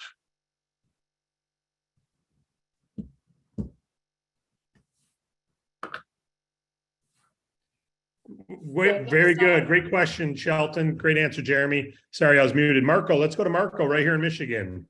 Hi, thanks. Quick question. If a CPA is willing to refer his clients or her clients to see if they get this ERC because he doesn't want to do it, does he have to be concerned that the ERC pros are going to reach out later to try and get other business from that first CPA's clients? That's a great question. So that's actually part of the agreement that we have with Bank Breezy. There are no additional solicitations with any of your clients coming to ERC Pros unless we come back to Bank Breezy and say, hey, here's this other credit that maybe businesses don't know about, or here's this other thing that we started doing that businesses don't know about.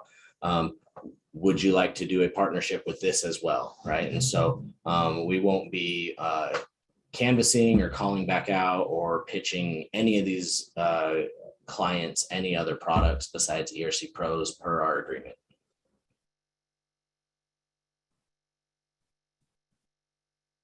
All right, awesome. All right, great question. How about we go to Brian now? Thanks, Morgan. I keep muting myself. Brian, how you doing, buddy? I'm doing excellent. Great presentation today by both of you. And I do have quite a few questions. You mentioned private schools, and I happen to live in the backyard of the most private schools in not only the nation, but probably the world. Do you find, since they are not profit or nonprofits, that their CPAs are going after this money because of the fact that they are a private school? Great question. Most nonprofits just think by default they don't qualify for the credit that I've found. The reality is most nonprofits still pay W-2 wages. And so even like a church, right, where they're tax exempt, or a different nonprofit type company where, they don't show any profits on the books. Most of those would qualify, maybe not off of a revenue reduction, but most of those types of businesses have governmental orders that are very specific to like what they do, right? And especially like schools and churches, right? You couldn't gather, you couldn't meet, you couldn't do this sort of thing. And then as long as they paid the W-2 wages to any of their employees, then they would be able to get it off of those calculations. So, and I'm glad you went down the part about the wages and the W-2s, because I'm still a bit confused about full-time and part-time. The 30 hours I get, but under the term retained, does that mean that the company just did not release the employee, or did the company have to also pay that employee during any of the time periods that we're talking about? Yeah, great question. So the full-time employee number is just a qualifier or disqualifier from the head count that you had in 2019. Once you get into the actual qualification quarter, full-time, part-time doesn't matter. And when we're talking retaining, we're talking, I mean, you might, run a business where there's just a lot of turnover, right? Somebody comes in, they leave in 5 weeks, somebody else comes in, that sort of thing. Having the employee on the books is how the IRS is defining retaining them.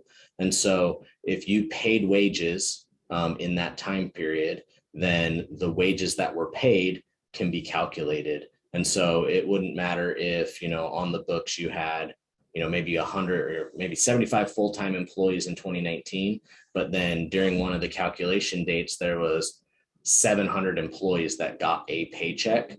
All 700 of those employees' paychecks, a percentage of that would be calculated for the credit. I guess and pardon me, maybe I'm still a little confused. Does it matter if they work 30 hours or if they were considered part-time? Nope. All paid wages count. Wow. So this is huge. And I think if I can quickly go back to Monday, we were so uncertain. There's so many different angles, but I'm hearing you correctly. There just basically needs to be one full-time worker that worked 30 hours one particular week or during one particular pay period, and then everything else goes. Even if so just to even clarify on that, even if they went to a no full-time employee model, and they only have part-time employees, all those wages still count. Yeah, Brian, we learned this Monday after the call. You were probably on the Monday call when I said, no, full part-timers don't count. And someone was saying, no, I got a lot of part-timers. Yeah, Jeremy cleared it up right afterward. We posted it on Facebook. All people count. So, yep, you're right. And it's huge. It is. One final question, then I'll let you go. If you are approaching a CPA or an accountant or a bookkeeper, and you want them to assist us as agents to assist in getting their business, how would you approach that accountant? Yeah, so I do this a lot. So, and before some of these big partnerships, that was kind of my angle to a lot of these, niche areas. And so, the main thing is, especially if you can get access to them via the client. So if you go and talk to a business, they say, hey, I have an accountant, I'll probably have him deal with it. And then you just ask, well, could you introduce me to your CPA or to your accountant or to your whatever? Having that introduction like jumps you 5 steps ahead. So just as a heads up, you can still cold call them. It's just a little bit more difficult. Once you get there, understand ERC just enough to where you know it more than them. So, right. And so understand how the wages work, understand how the filings work, understand the credit. And then when you go in there, the goal isn't to prove them wrong. The goal is to let themselves understand that you know more than they do, And so they are relieved now that they have somebody in their back pocket to now they can go to all their clients and they can be the hero, right? And so for me, I let them, like, I'm not the hero, you're the hero. Here's the things that we're going to do to make you look like the hero. Now you can go to all of your clients, let them know, hey, you found a solution for ERC. Now we know that there's less liability, and most accountant groups are going to do this just for the breathing room of knowing, okay, I don't have to worry about dates and time ranges and all this stuff because I'm super busy. Number two, I'm not going to have my clients coming back to me saying, like, why the heck did you introduce me to these people? And now I owe a bunch of money, yada, yada, yada. And they're going to, little by little start handing you over their Rolodex. Thank you much.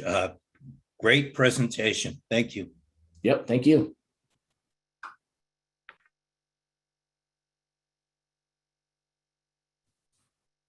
Are you still good, Jeremy? Thank you, Brian, for that. Are you still good for a little while longer, Jeremy? Yeah, I've got a few more minutes. Okay, why don't we do this then? We're gonna fast fire these questions, guys. And I'll stay out of it. So we can go through as many questions as we can in the next 10 minutes or so. Tom Stefke, you're up first, Tom.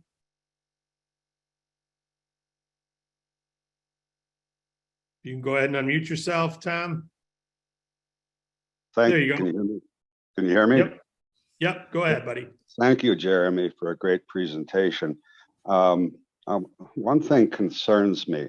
When you go on the Bank Breezy website and you press the first button to move you along, it says if you have W-2 employees, and then it goes down from new businesses starting in February 2020, and then any mandates and made lower amount of money. That throws me off because there's 7 other ways that these people can qualify.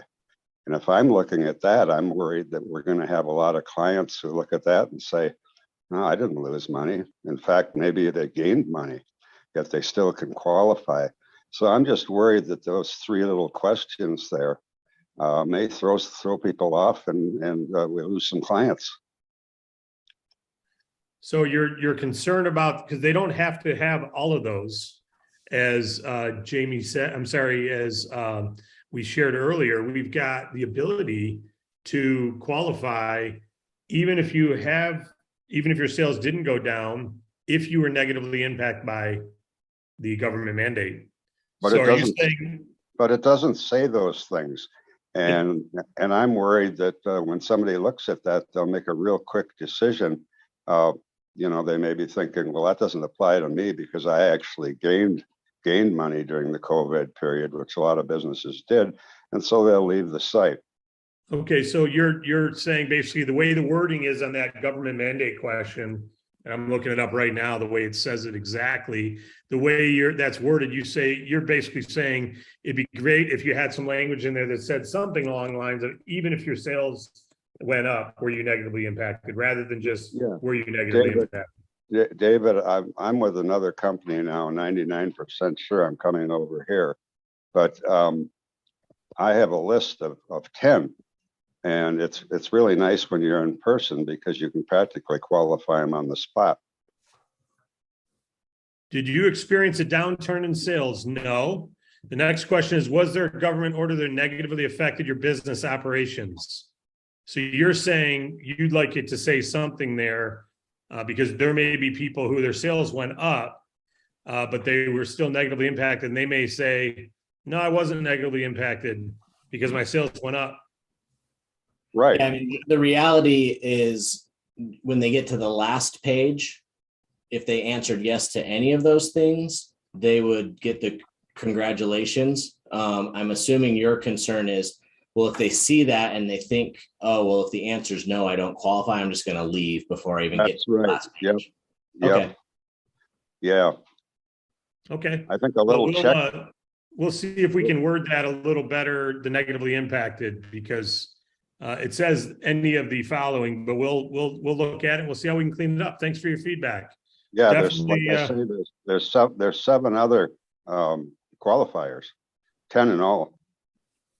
Well, if they don't have one of those three things right there, W-2 employees, and then one of those three, they're not eligible. Is that correct, Jeremy?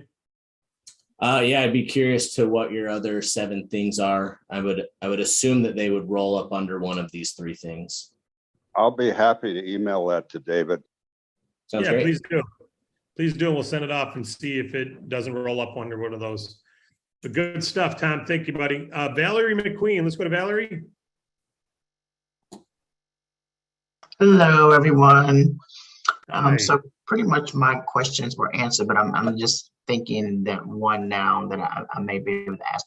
So as we're, the presentation was wonderful, and it was a lot of information. So are we going to have like maybe a condensed version of this presentation so that we can present maybe to be a CPA that may be interested? Yeah, like while we're on the phone, we can, Sure, send it to them and we can talk them through, and because they may not be, all CPAs are not going to be aware of the amendments. So just so we're not throwing out information, so they have information that they can view as well. I'm with you, Valerie. I follow where you're going here. We'll always be improving the tools. Right now, we don't have anything. Will we in the future? Yes. Until then, you're the video for the CPA, right? You're the video for the business owner, yourself, and your website. But yeah, we will be improving and getting a lot of tools out for all of you to use, short videos, etc. Jamie, you're up. Hey, good afternoon. Thank you guys so much. Bunch of quickies. So once you do your work, Jeremy, and figure out that they are due money, now is that money guaranteed? Is the first part of that question once you guys sign off on it? And then a second question is there a pool of money that can possibly run out and our clients wouldn't get the money? Yeah, great question. So yeah, once we file, like what we're not applying for anything, we're amending a tax form. And so because we're amending a tax form, that comes back as a check credit. And so they are guaranteed to get that check. Now, the IRS can always audit your taxes, right, and see if you deserve that check or not, which is why it's really important that we get the calculation right. I've seen some calculations that clients have come to us that were way off from other places, or maybe their accountant or CPA just did it themselves and put it on the line item of that 941 when they first filed it. We want to make sure that, it's not coming back on you or Bank Breezy or us. And so that's why we go through the process we do, because like, regardless of what number we put in there, they're sending the check. Good stuff. Thank you, buddy. Let's go to Tyra, then Lulu. Go ahead, Tyra. You're up next. You can go ahead and unmute yourself, Tyra. All right. Let's go to Lulu then. And Tyra, you'll be next. If you can unmute yourself. Lulu, go ahead and unmute yourself. There you go. Yeah, hi. The questions. Do you have a staff who attend in Spanish? Yeah, we have an entire team that do everything that I just said, but in Spanish. I'm not a lot of help on that team because I don't speak Spanish, but yeah, we have all of our documentation, all of our outreach, all of our accounting, all 3 levels. We have somebody on each of those teams that's very fluent in Spanish with all the documentation in Spanish. Beautiful. Great stuff. Bobby Pierre Lewis. Yes, hello. I am here. Can you hear me? Yeah, go right ahead. Awesome. Okay, I have 3 questions. I'll be really quick. You mentioned something about the aggregate. You were talking about if an owner is a part of more than one business. Now, it sounded like they needed to be a part of the same type of business. I'm thinking of someone right now. He just bought a business 6 months ago, and he has several other types of businesses. So how does that aggregate situation work? The other thing is, one of the companies that he bought was from somebody that I know personally. He sold the business to this other guy in August of 2021. Now, I'm not sure if I understood you correctly about how he would handle the check that he receives. As I understand it, you said that he needed to have his own business account still available to him. Is it a problem if he doesn't have that, or does he just have to figure it out for himself? And does it always have to be deposited directly, direct deposit, or are there other options? And the third thing is, you mentioned something about DNQ while you were talking about the process. What does that mean? Great question. There's a lot of questions there. So I am going to try to answer all of them. So first, the aggregate rule. When I'm talking about the same type business, that's specific to the startups. So if I own a retail shoe store and then I started a new restaurant, because those are different types of businesses, I'm not going to need to aggregate the business for the startup as the $1 million previous to the credit year qualifier. So if my shoe business made, $3 million in 2020, that's not going to disqualify my restaurant. As far as aggregating for the head count of employees from 2019, the type business does not matter. All type businesses underneath there would qualify. To define the aggregate, you need to have two things. You need to have the high enough percentage of effective control, and you need to have a high enough percentage of a controlled group. So if somebody owns, so to do that, you would need either a sole owner or a group of owners to own over 80% combined of each of the businesses to have enough effective control to then aggregate those businesses together. So if I own 75% of the shoe store, then I own 75% of the restaurant. David's my partner on the shoe store. He owns 25%. You're my partner on the restaurant. You own 25%. Neither business has enough shared ownership to have effective control over both. And so because of that, we wouldn't aggregate those. They just file each would file separately then. Correct. Yeah. Let's see. What was another question? Sorry, that one I got lost in. The business with the bank account. So I would just go back to that person and just understand, like, he'll know what the clauses were in selling of the business. That's where it's hard to give a definite answer, because if I sold my business to David, we might have a clause in there where, like, if we get sued for previous work, I have to be involved, right? Or there might be a clause in there where liabilities and benefits from anything previous to this date range go towards the new business. And that's part of what he's buying, is my liabilities. Well, if he's buying my liabilities, he's also going to buy my benefits. So there's a good chance that even if I got the credit and it, like, technically should go to me, legally my contract is to give him the check. So yeah, it's not really black and white there, because there might be a different business arrangement.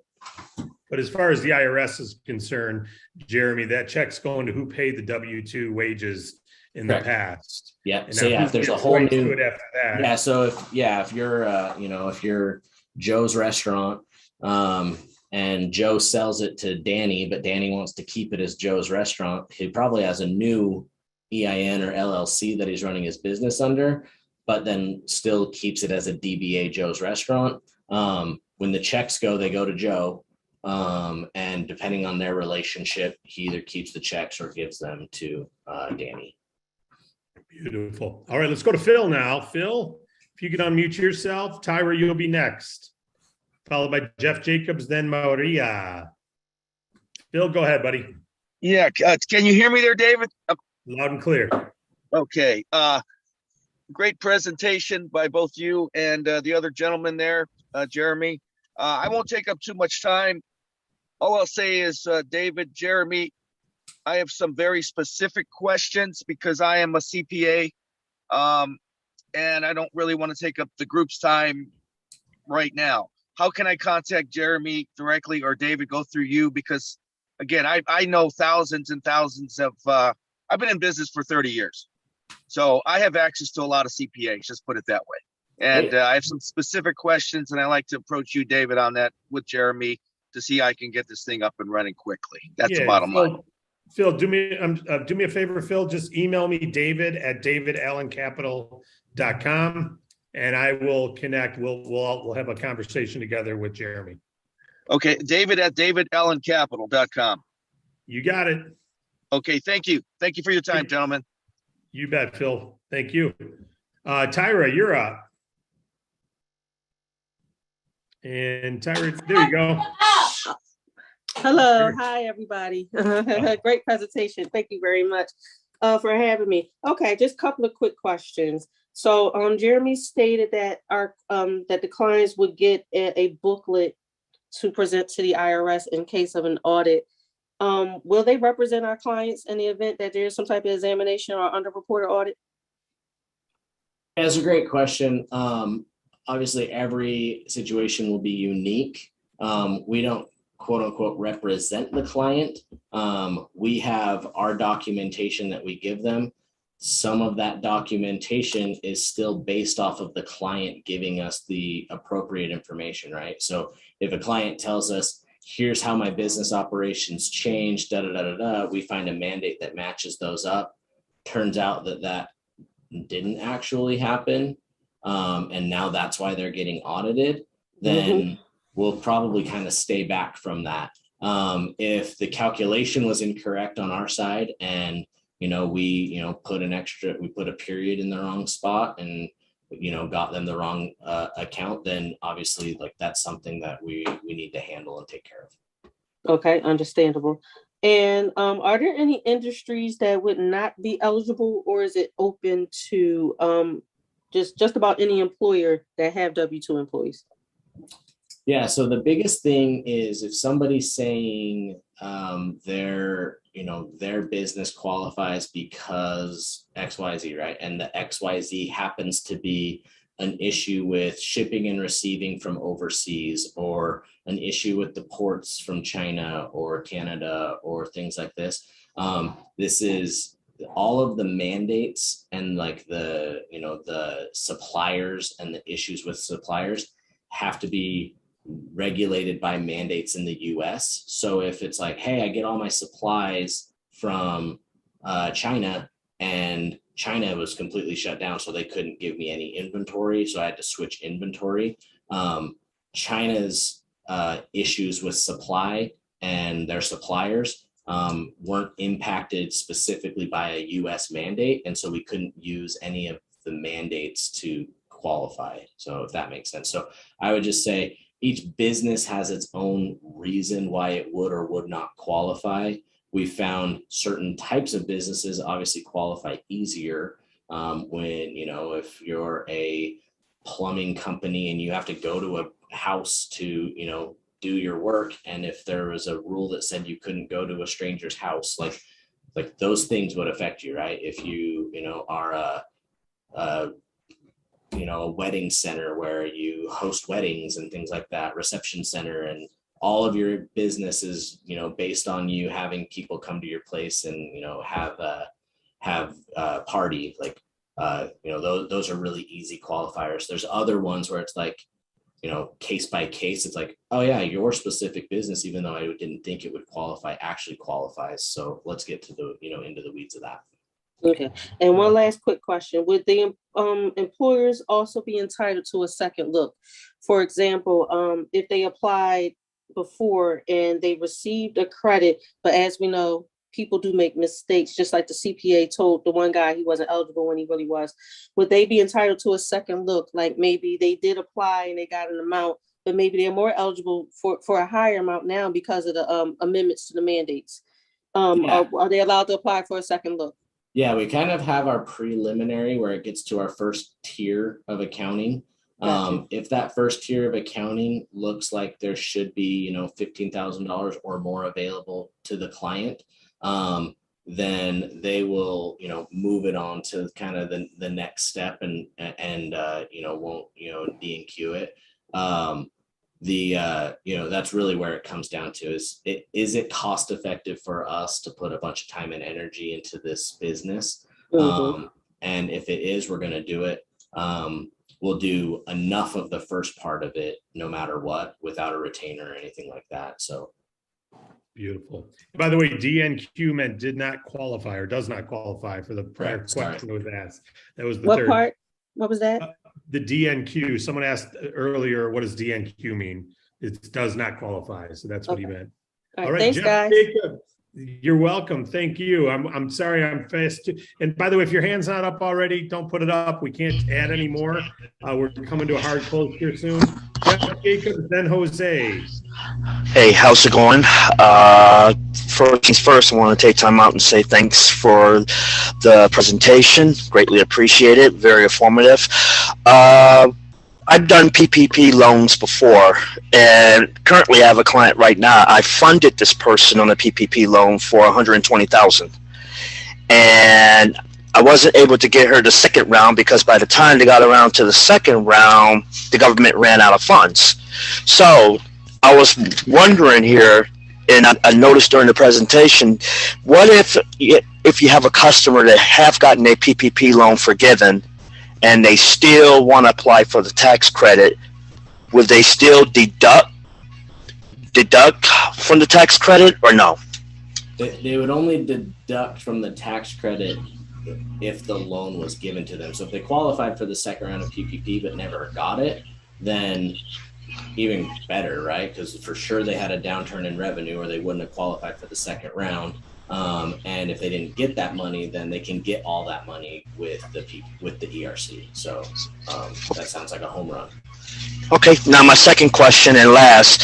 Now, I know all files are different. We all know this. When we submit a file, you got to have all the docs in place. Everything has to be in order. How long does it take for the process? Yeah, I would say kind of estimate between 10 and 14 days from all the docs being received to having something to send out to the client. Okay. And it takes how long for the person to receive the credit or the funding? How long does that normally take? So we're seeing a bunch of different timelines on that, usually based on how big the credit is. It seems like anything over $300,000 in credit is taking around 4 to 9 months. And anything under that is like 3 to 5. 3 to 5 months? Yep. Okay. So IRS seems to be hiring a bunch more people, and they seem to be finding a lot more ERC pros ones in there.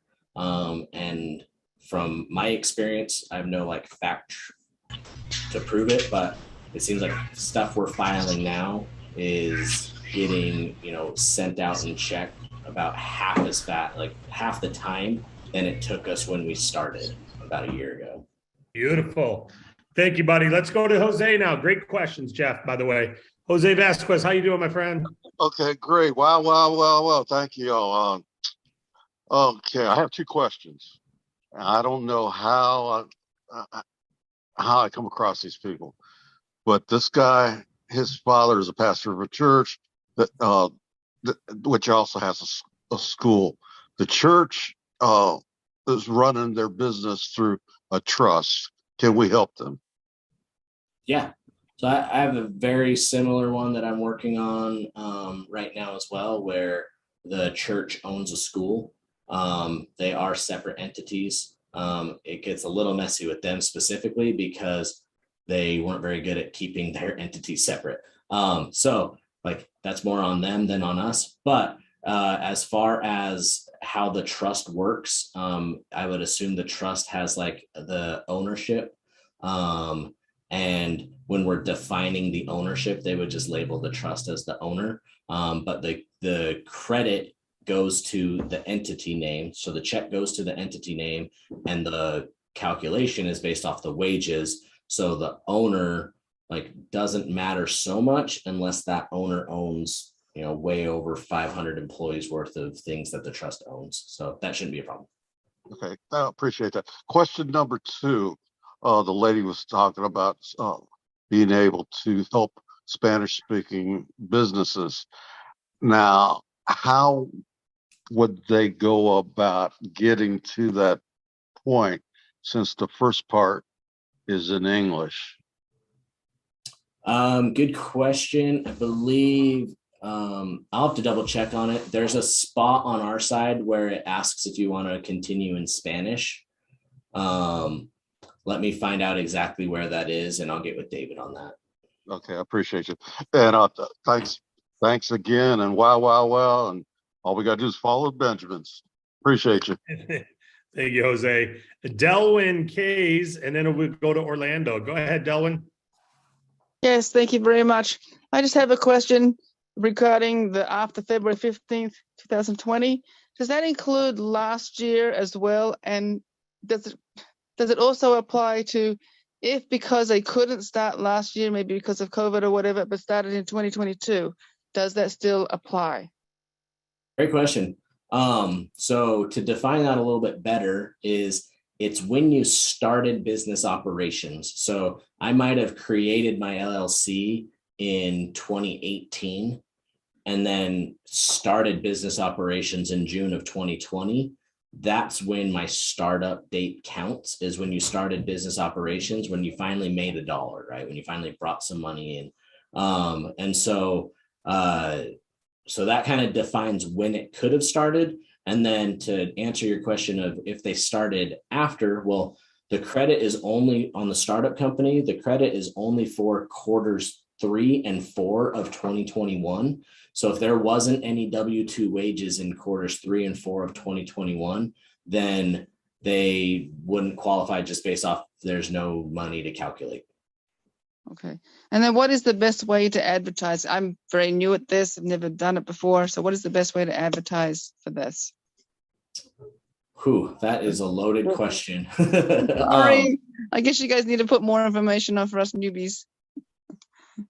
Yeah, I mean, it would just be, I would say networking step one, right? It's finding, networking with business owners, networking with people that are in the industry of, accounting, in the industry of tax, in the industry of lending, in the industry of banks, things like that. They're going to know a lot more business owners than just the average Joe. And then maybe if you get into a nice little niche, maybe you found a business owner who owns, a restaurant or something like that. Business owners that own restaurants know a lot more business owners that know restaurants. That's a really good way to kind of start spider webbing out and meeting the right people. Beautiful. Exactly, Jeremy. That's exactly what we teach on the funding. It's the same side, guys. So basically the same training we teach on funding is the same thing here. Orlando Darden, how you doing, my friend? I'm doing outstanding, David. Can you hear me okay? Loud and clear. Fantastic. I'll be very short and brief. David, thanks for bringing this amazing service to DAC for us to better serve business owners. Jeremy, thanks for the outstanding presentation. Here's a thought.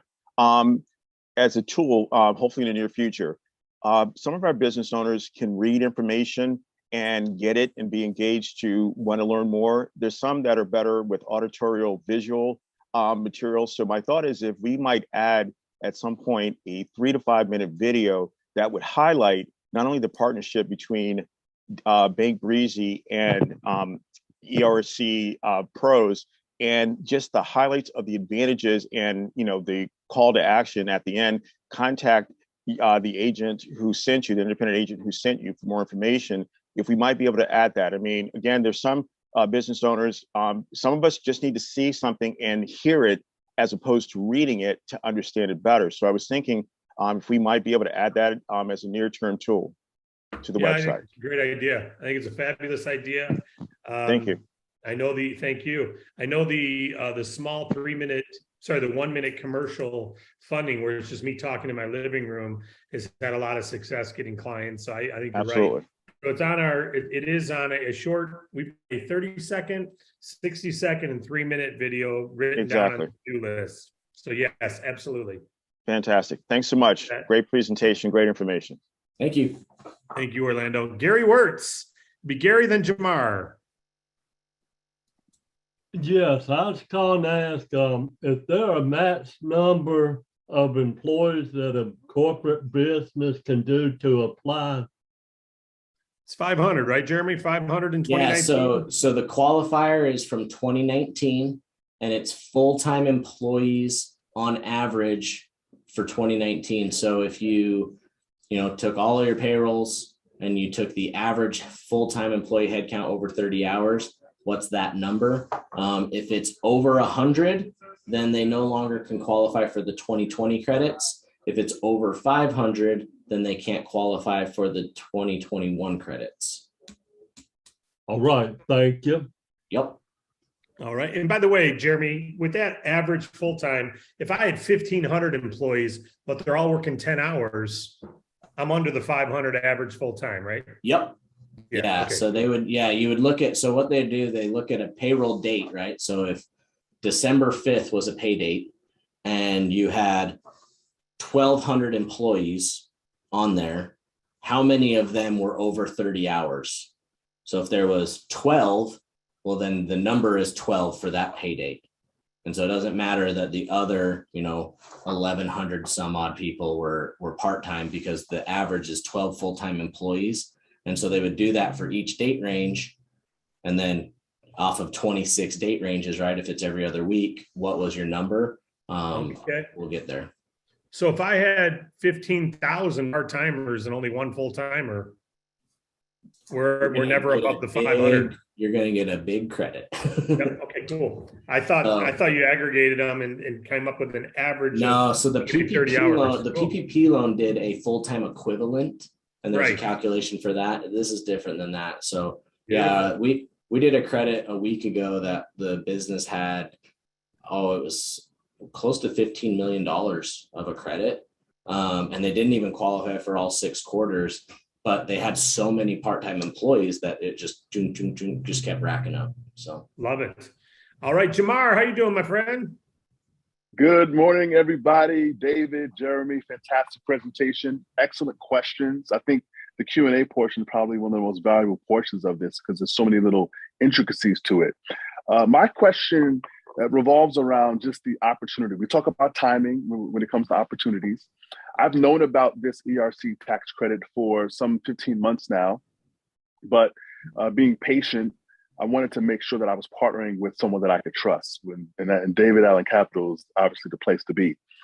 My question is, obviously, it's more than just some allotted money set aside, because this is essentially people getting money back that they've already gave in taxes, right? This is a credit. Mm-hmm. What would you say is the market penetration of people being aware, just so we can get an idea of the opportunity, the timeline, so we can figure out how much energy and how hard to go with getting this information out? Is this like a 6-month opportunity, a 12-month opportunity? What's your estimation, Jeremy, based on what you've seen? So there is an end date to ERC. So I would say the opportunity definitely has an end date. You can only amend 941s and amend your taxes for a certain amount of years, right? And so around 5 years from the tax deadline of the amendment from 2020 and 2021. So we still have a good 3 or so years to do that. I mean, we just hit a tax deadline, last week or this week.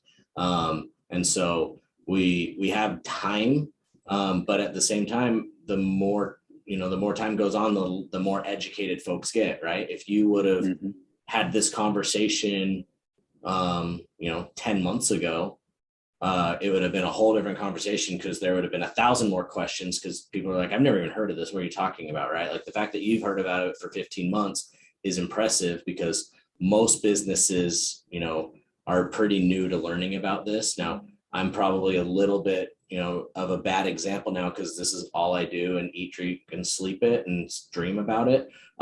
So to me, everybody knows about ERC, because everybody I talk to gets told about it. But the reality is, when you get out in the field and you start talking to businesses, you start talking to networking, folks, it's still fairly uneducated.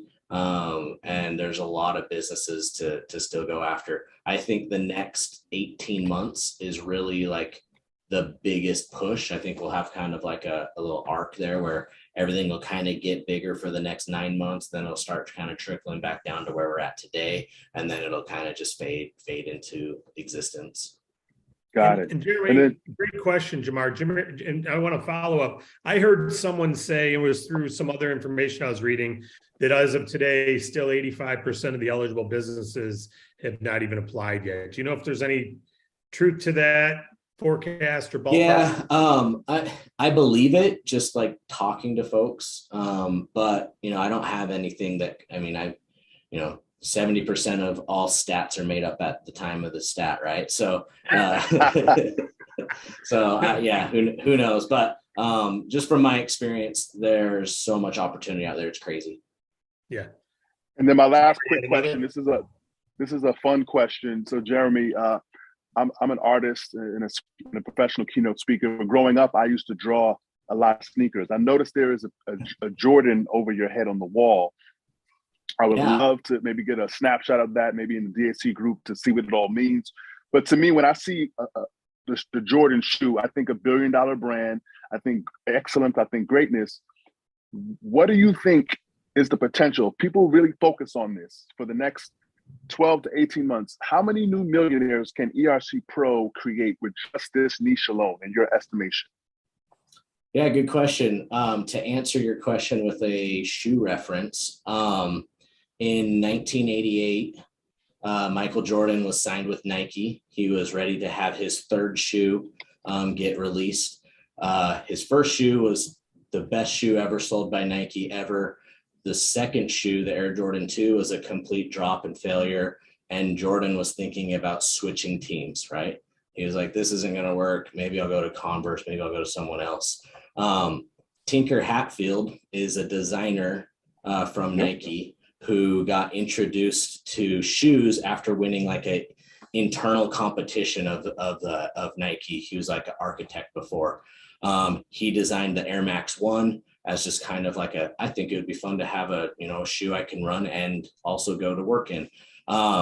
He got brought in by Phil Knight to redesign the Air Jordan 3 and then to pitch Michael Jordan on that.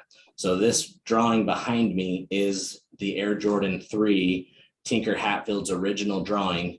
On there it says Little Jordan Man signal, right? Now that symbol of Michael Jordan dunking is probably the most recognizable symbol, maybe even more recognizable than the Nike check mark, because it's billions and billions and billions and billions of dollars.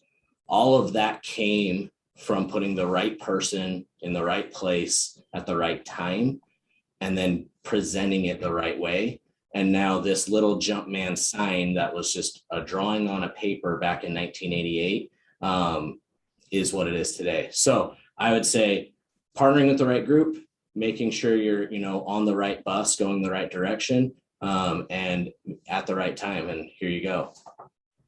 What a story. And just give me and how many millionaires? Just give me a number, a rough estimate, Jeremy, based on all of what them, you've man. seen already. Everybody on here, how many did we have? 400 or 500? I hope every one of those guys becomes one. So that's the potential, ladies and gentlemen. I just wanted to point that out, because when you understand how big something is, and this is a credit. So this is if you had the people, the money is automatically yours. We just got to calculate it appropriately. Let's go out there and sign up some businesses, ladies and gentlemen. Have a great Friday. Thank you so much, Jeremy. Thanks so much, Dave. Jamar, have a very successful trip this weekend. Looking forward to talking next week. Take care. All right, we got a few more. You still good for 5 more questions? Jeremy, you good for 5 more? Good.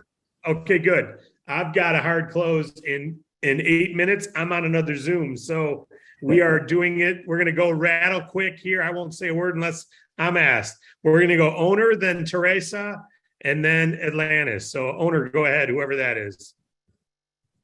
Yeah, hi, happy Friday. This is KP in Florida. How y'all doing? Great.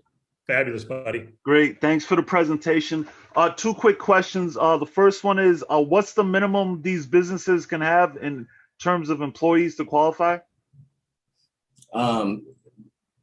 Any W-2 wages. So like we're going to base our minimum off of, time value of money on doing a credit. So if we don't feel like we can get the person, $5,000+ as a credit, like probably not worth any of our time. So commission's going to be super low for you guys as well. So probably not worth your time. But there isn't like a minimum require of employees to qualify. Each employee could potentially get up to $26,000. So it doesn't take a lot of employees to get a bunch of money. All right. The second question, quick, I'm sorry, is are there any states out of the 50 states that this isn't good for, or we can't do this in, or all 50 states are a go? All a go, even Puerto Rico. Okay, awesome. Thank you. You guys have a blessed week. Thank you, buddy. You as well. Teresa, how are you? All right, I'm doing okay, sir. Thank you. Okay, my question is quick.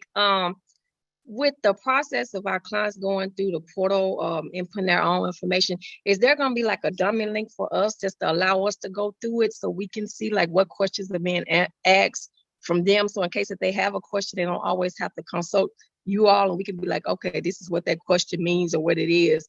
So that way we kind of know what the questions are that they're going through. Because sometimes clients actually keep asking you questions and you're like, okay, if I can't see it, I really can't tell you what some of that that's a great question. Jeremy, actually, maybe you came on a little late. Jeremy actually had screenshots of their entire process in this training. So this video we put in the Asian Resource Center and you'll be able to look at it right there. Yeah, I'll also send you this slide deck, David. So if you want to just scroll through it and read the questions and pause and that sort of stuff, it's right there. Every question that's asked is right on there. You can read what the answer, and there's little sub boxes of like, oh, if I clicked yes to this, it would go there. If I click no, it's a little choose your own adventure. Okay, gotcha. Thank you. Thank you. Great question, Teresa. All right, let's go to Atlantis, then Neil, then Marcella. Hi, can you hear me okay? Yep. Loud and clear. Awesome, that's rare. Okay, so David, I would like a copy of that conversation with the CPA. If I can get that from you. So what I'm after at this second is, what was your email? I didn't quite catch all of it. Oh, yeah. David at davidallencapital.com. David at davidallencapital.com. And while I'm saying it, again, any other questions, you can email support at davidallencapital.com if you had questions about anything that didn't get answered here, guys. But is that all you wanted, Atlantis? Yep, I do taxes, so I'm absolutely interested in that conversation. All right. Well, thank you. And as long as there's nothing private, of course, we'll share any way we can help everybody. Neil, then Marcella, then Arise, and that'll be it. Go ahead, Neil.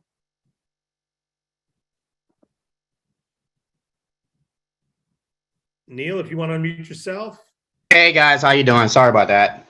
No worries. I'm in the same boat with a lot of you guys. I've been doing taxes. I run a tax business in Ohio for 10 years. I have at least over 400 clients, and half of them have businesses. And I've been knowing about this ERC since the pandemic started, because I was doing the PPP, the unemployment, to help my city out. And I've been knowing about ERC, but I just did not know how to do it, or I was scared to do it because I didn't know too much about the sheets, the background of it, how to connect to the IRS, how they check it. And David, I met you by this young lady. I did her taxes, and she was doing credit repair, and she put me on, and that's how I got involved with you, David. And I've been seeing your emails. I'm using your site to help people with business capital. That's what I use your site with so far. And I saw your email about this ERC, and I was like, oh no, you did not send me a thing about the ERC, because I've been trying to get this since 2 years. And I'm so excited to see you have a lot of people on here about this. And I like how Jamie, you put your stuff together. Like you say, you scroll down. I'm good with the software, so I know exactly what you put. And thank you so much. You make it so much easy to read and understand. And my question is, I have a lot of people from all over. I'm from Jamaica, and I'm here now in the state. I've been here since I was 10 years old. And my dad have a business in Canada, construction, and I've been told him about this, but I didn't know how to do other people, if this can do in Canada or just United States. That was my question. And the second question is, how I maybe missed it, but how long this going on for? That was my second question. Yeah, so appreciate the feedback there. That's awesome. I have also found that folks either jumped into this too early, not understanding all the nuances, and potentially did it incorrectly, or people were too afraid to jump into it because they didn't want to do it incorrectly. I feel like right now is a great time because we've had enough time to really understand how to do it the right way. So when you're now introducing your family members and friends and that sort of stuff into the process, you can know that like, oh, I'm not just like throwing them to the wolves. Like this is a good thing. So I appreciate your comment there. Second thing, as far as anybody outside of the US, this is for US businesses. So if the business entity is in the United States and they pay, payroll taxes in the United States, then they qualify. If they're, somebody maybe goes across the border, to a different country and then back, but they are getting paid wages of the United States, then they would qualify. But if it's a Canada business, they have their own Canada rules that are different than what this is. And then again, just to piggyback, as how long will this last? It will last as long as you can amend your 941s. And so they extended that date range. It used to only be 3 years. They extended it to 5 years. And it's 5 years from the tax deadline, not from the quarter that it was filed. So hopefully that answers all three of your We got questions. another few years. Yep. Great answers, Jeremy. You explained things extremely well. Appreciate it. Marcella, thanks for Hi, guys. How are you? Doing awesome. So my question is there anything of this presentation that we are not allowed to share with the general public? Nothing on our end. Jeremy, anything on your end?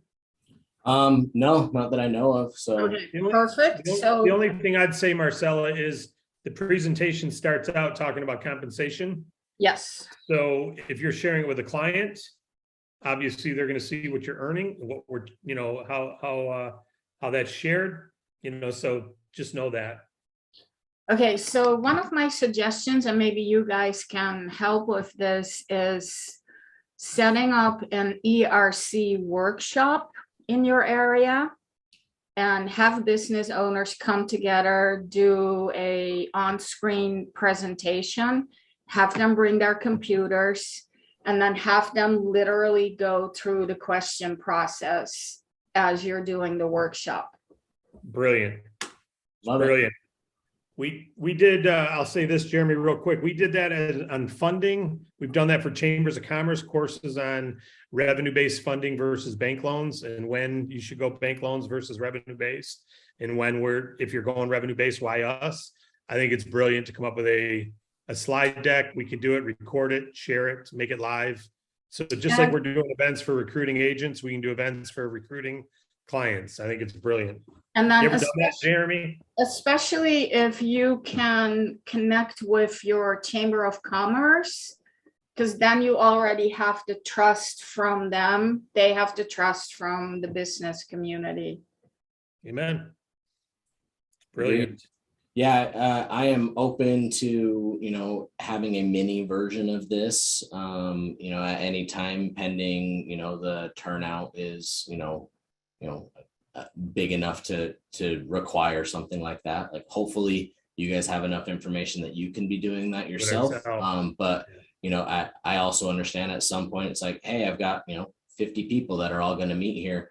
They want to talk to somebody from your side, not just me. It's like, well, it's cool, let's set that up. So amen. And we can do that. We can do a mini one and record it too, and we'll do another one, and we could talk as if everyone's not an agent, as if they're a business owner.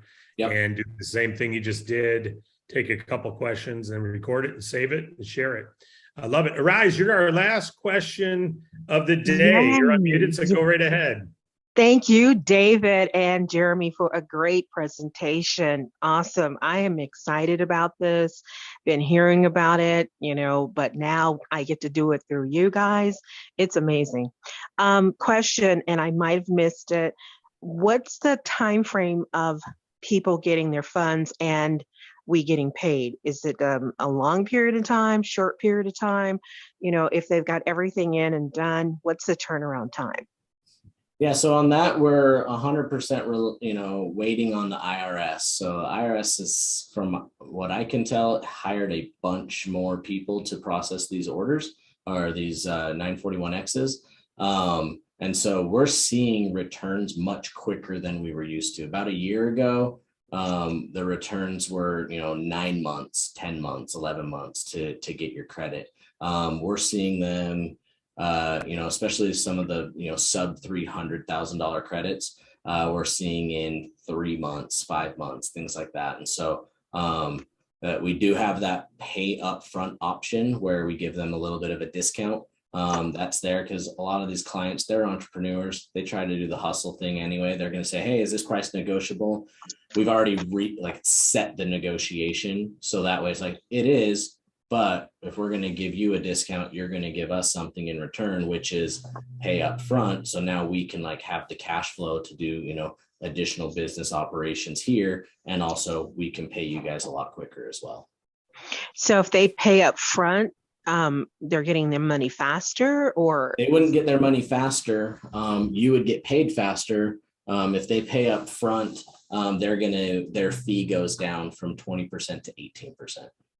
Yeah, so Okay, Arise, so the way we're paying you, so once they pay the fees, whether it's paying up front or they pay upon receiving their credit from the IRS, which could be as short as 3 months, could be 5 months. You know, like Jeremy says, there's no rhyme or reason right now. He's seeing it improving, but there's a delay. So once Jeremy's company is paid, whether they're paying up front or they pay after they get their credit, 2 weeks later, is that about right, Jeremy? About 2 weeks later, we get compensated?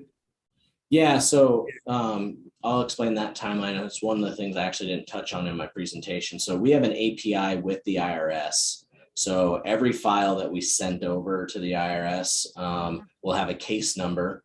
We have an automation on our end. When the IRS switches the status of that case number to checks sent, then we will know that the checks are in the mail going to the client. So we typically know 7 to 10 days before the client receives their check that it's on the way. So that triggers an email to the client, and we change our status to invoiced. So that way you'll know it's not just signed, now it's invoiced. And so you'll know, oh, okay, cool, the client should be getting their checks in the mail any day now. Once they pay us, they have 30 days to pay us. Once they pay us, we'll mark it as paid. Each week, we will send a funding file over to Bank Breezy, David Allen Capital, of what was funded and paid and marked paid the previous week. And it sounds like you guys are paying pretty quick once you receive it. So yeah, we pay next day. So as soon as we get it, you'll be notified, Arise. So it could be as short as 3 or 4 months before or shorter if they pay up front, but it could be 3-4 months before you're paid. It could be 6-7 months, right? So yeah, we have about 15% of our clients opt to pay it up front. I mean, they look at it as, if they're getting $1 million credit, 2% is pretty substantial for them to save. And if they've got the cash flow to cover it, it's worth it for them. Beautiful. Okay, so it usually takes how long for them to get everything processed through you? Like 2 weeks, 3 weeks, and yeah, is what we're talking? Okay, yeah. So we technically won't see anything for basically a month to a month and a half as far as revenue for us, correct? Minimum. Yeah. Okay. And if they pay up front after 3 weeks, then you'd get it a couple weeks after that, right?